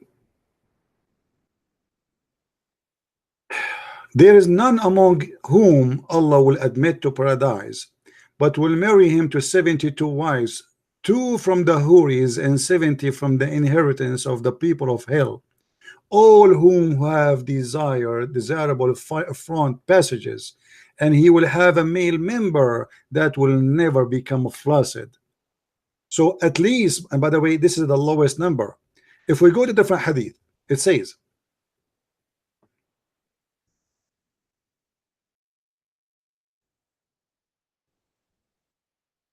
because the number change, depend who you are. But the lowest Muslim, he will get that. The lowest Muslim. We will make carefully.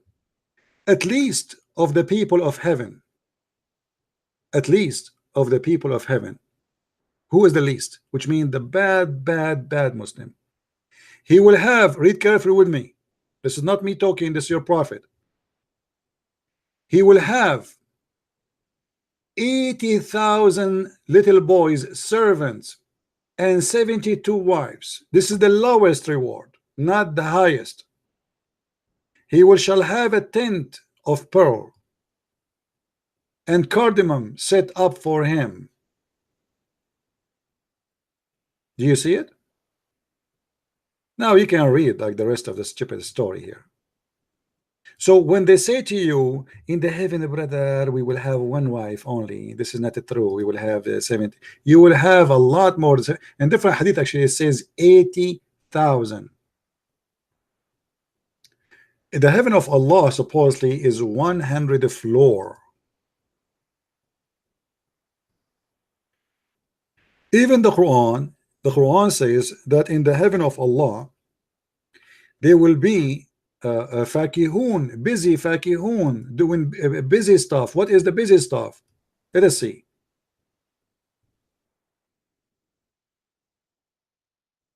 This is the filthy religion of Islam. وَإِنَّ أَصْحَابَ الْجَنَّةِ الْيَوْمَ فِي شُغْلٍ فَاكِهُونَ, chapter 36 verse number 55. Okay, what they will be doing in that day, what does that mean? If you read a Muslim translation, it doesn't say anything. It's a lie. Let us go and see what they will be doing literally in that day. 36:55.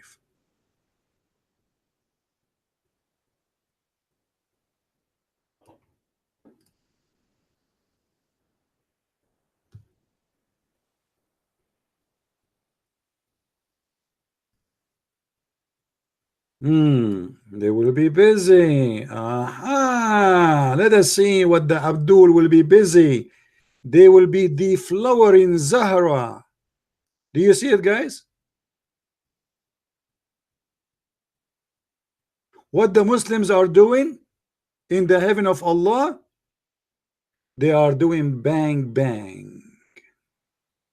In the Muslim translation for the Quran, they did not explain to us. They say they will be having fun, but the Quran speak about something else. They will be literally effing women, opening their private part, which never been used before, brand new. Deflowering virgins. And not only that, each time you sleep with the virgin, she become a virgin again. And if you don't believe me, we can show you the reference. You can go actually get my book Sex and Allah, and you can read it. I have tons. Oh, the whole book is about sexuality in Islam. So this is how the Muslim, they lie to us loud and open, and they don't have a shame. They think the funny is, like when this woman, she said that, you know, as an example, the reason Allah he repeated because a human being will not learn unless we repeat. I mean, this is the most stupid answer. We have a book and we do not need to repeat. And what the point of repeating? Repeating will teach us. It's the same sentence. If I did not understand the first sentence, how I can understand the second sentence? It's the same sentence anyway. So the answer is proving the stupidity of this cult. Number two, when they lie about the look of Allah, and all of them, they believe that Allah have a hand, Allah have a foot, Allah have a leg, Allah have a face, Allah have 5 fingers, Allah have toes, Allah have a nose, Allah have eyes. Yet they say we don't believe in a man. Another lie. When they say nothing like Allah, but Allah he says he have fingers and he have hands. How he use hands and fingers if he is nothing like him? Hands and fingers is like hands. Fingers is like fingers. Foot is like foot. When Allah he used that words for himself, and the Muslim scholars agree that yes, Allah has hands. Why Muslims they lie? You can go right now and I can search in front of you in YouTube. Let us do that. You will find tons of videos.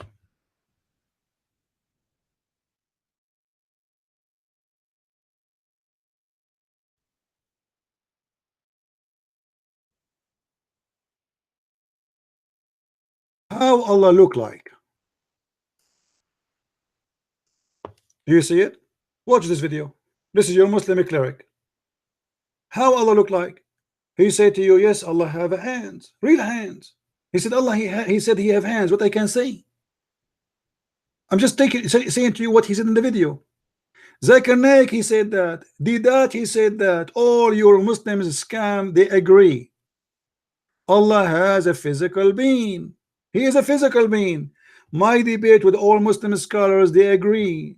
Dr. Nabil Bayekli, Dr. Rohi, all of them, not even one, they can refuse. And the funny, they said to me, yes, Allah have a leg, but do you think the leg of Allah is like yours? I mean, whose a stupid answer is that? As long he have a leg, it's a leg. Well, the leg of the mosquito is not like my leg, but it's a leg. The reason it's called a leg because he walk with it. He don't fly with it.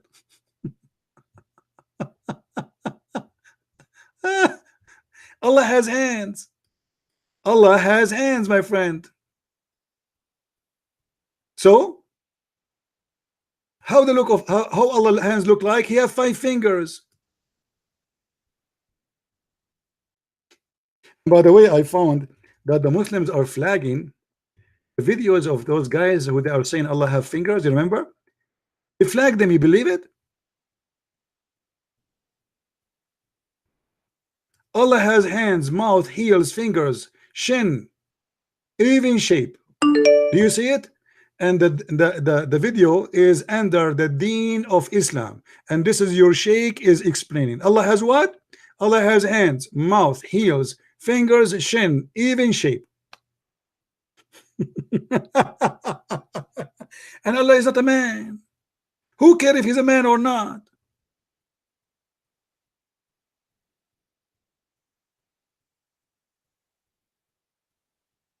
And why Allah have fingers? What he would do with them? He would collect boogers.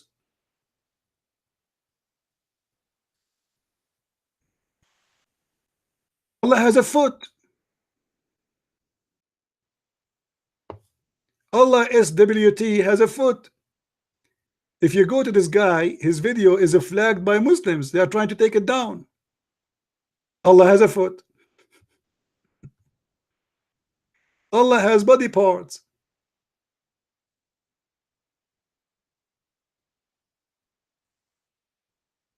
They are very confused cult.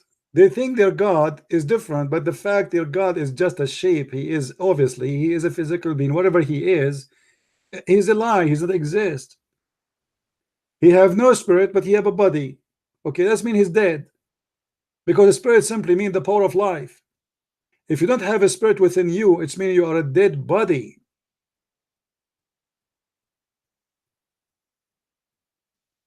So never learn Islam from Muslims.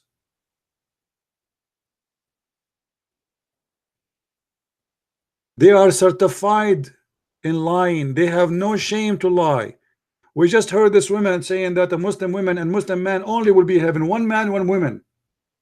Look like this woman, she is locking her door in her, and she do not know that the whole world now knows that Islam believe in many women in heaven. Already in earth you have 4, you idiot. In heaven you will have 1. You're a prophet in earth, he have 13 wives. Allah promised him to have the power of 4,000 men for sex. A Muslim man, he have the power of 40 men, 100 men, sorry. No, the Muslim man will have the power of 40, and the prophet, hold on. Yeah, the Muslim man will have the power of 100, and then the Muhammad, he have the power of 40 of people of heaven, which means he will have a power of 4,000.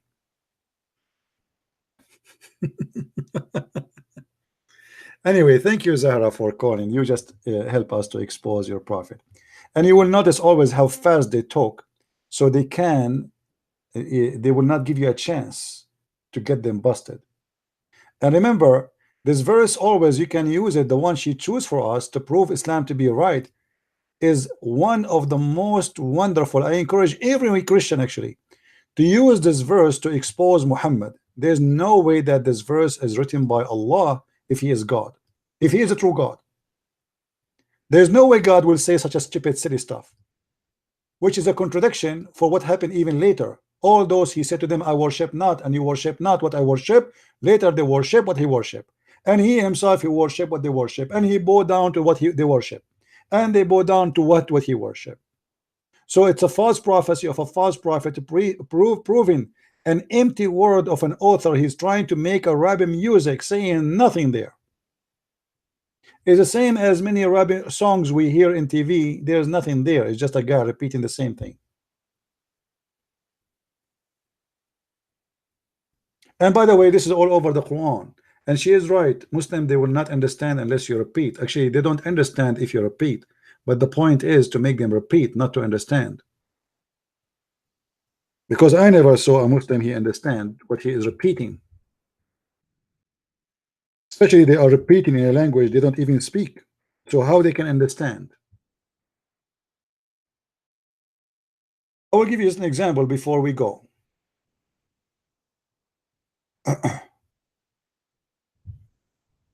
The Quran is full of example of repeating, which is a failure in the Arabic. You see, in Arabic, if you are a poetry man, if you are a person who is making poetry, and you repeat the same sentence all over, that means your poetry is rejected. You go ask anyone who study Arabic. If you repeat the same thing, it's mean you have nothing to do with Arabic.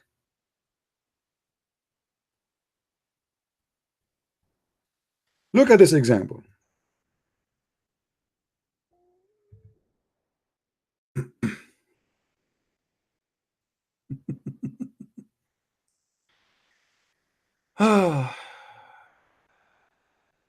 Look at this, guys. Do you see how many times he repeat? Is that the verse is the same as this verse? The same as this verse? The same as this verse? The same as this verse? The same as this verse? The same as this verse? The same as this verse? The same as this verse? The same as this verse? Come back tomorrow. The same as the verse. Take a nap. Come back tomorrow. The same as this verse. The same as this verse. The same as this. The same as this verse. The same as this verse. The same as this verse. The same as this verse. The same as this verse. The same as this verse. The same as this verse. The same as this verse. The same as this verse. The same as this verse. The same as this verse. The same as this verse. The same as this verse. The same as this verse. I mean, should I continue until tomorrow?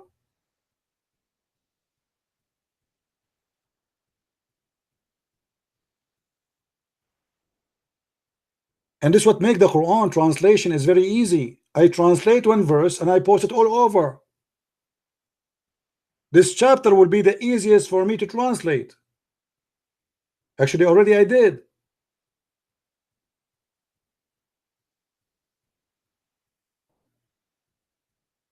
What kind of God he need to repeat the same thing over and over and over? We got it. We got it. But because he is making Arabic music, he need it. Otherwise, it's useless.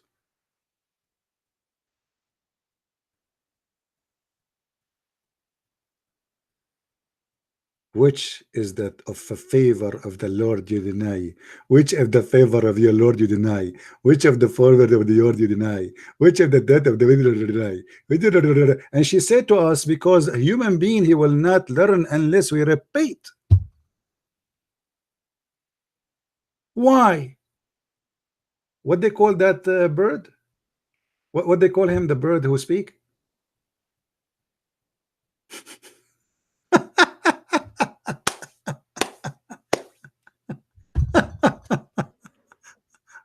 This is the chapter 55, the chapter of Ar-Rahman. By the way, even the name of Ar-Rahman is a theft.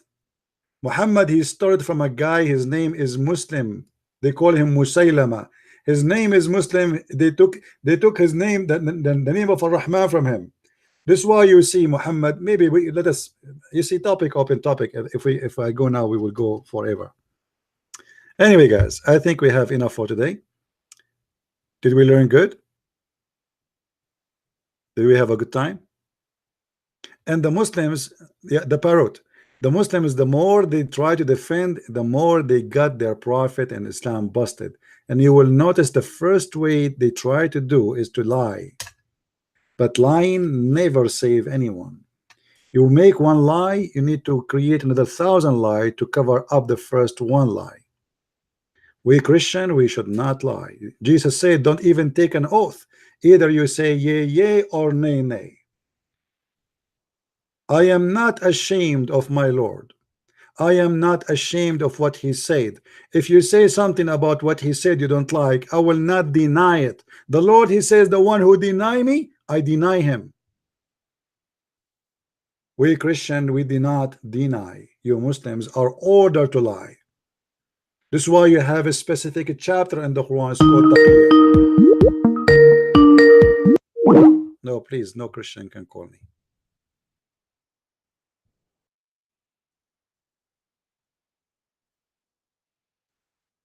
No Christians. Any Christian want to call me before asking for a request first, I will ban you from my Skype. You have to ask me first, can I call? And this person, I just deleted him right away from my Skype. When I say only Muslim can call, it's mean only Muslims. If I give time to the Christian to call, then only Christians. So my friend, because we are proud to be believers in the Messiah, and nothing can be better than him to be proud about, we don't lie about him. But because you're ashamed of your God and about your prophet, you lie. Ask yourself why this woman, she just lies saying the Muslim man will have in heaven only one woman, because she feel inside her that this is shameful. It's a fear of being exposed to shame. It's the same as the hijab. The hijab make the women feel shameful because she is a walking vagina. If she don't wear the hijab, she is shamed. She is a vagina. So we have to cover the vagina. This is not about protecting the women. They say to you, do you know how Mary she used to dress? No, I do not know. Do you have a picture? The Bible says clearly that those who wear burqa in the Torah, they've been accused to be prostitute. Actually, not accused, they are. Why? Because in the old days, those who cover their face are the prostitute. Because they want to cover their shame. They don't want anyone to know who they are when they walk in the street. In the old day, women, they cover their hair because life is different. Dust, garbage. I mean, if you go in the street, imagine if you live in Texas just 50 years ago, or let us say 100 years ago, before we have road like now, how much dust you would have in your hair. This is nothing have to do with the women having honor or not. The honor of the women is her hair. She is covered by God himself. She is covered already. She is born with a cover. What about God? He created the women with burqa. Shouldn't he do it? I forgot. The Quran, he sent burqa, but the Muslims hide it. The Quran says that we send on them rish.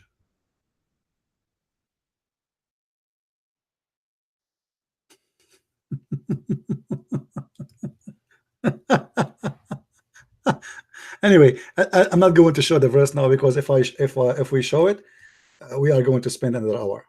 So we better not to do that. But if you go just if you go to chapter 7, verse number 26, it says that Allah is the one who sent feather and clothing for the children of Adam. Feather. And if you look at the translation, by the way, you don't see the word feather. Do you see it? They took it off. In Arabic it says libasan yuwari sawatukum warishan, warishan, and a feather. So even the underwear of the Muslimah is sent by Allah. The madness of Islam. It's Allah who sent the clothes. It's not made in China. It's not made in Taiwan as you think. It's coming from Allah. And this is a true story. And with this, I want to say thank you for being here. Don't forget to download our videos, share them around, and until we see you soon again. Christ is Lord, Islam is false, and see you soon. Take care and bye-bye.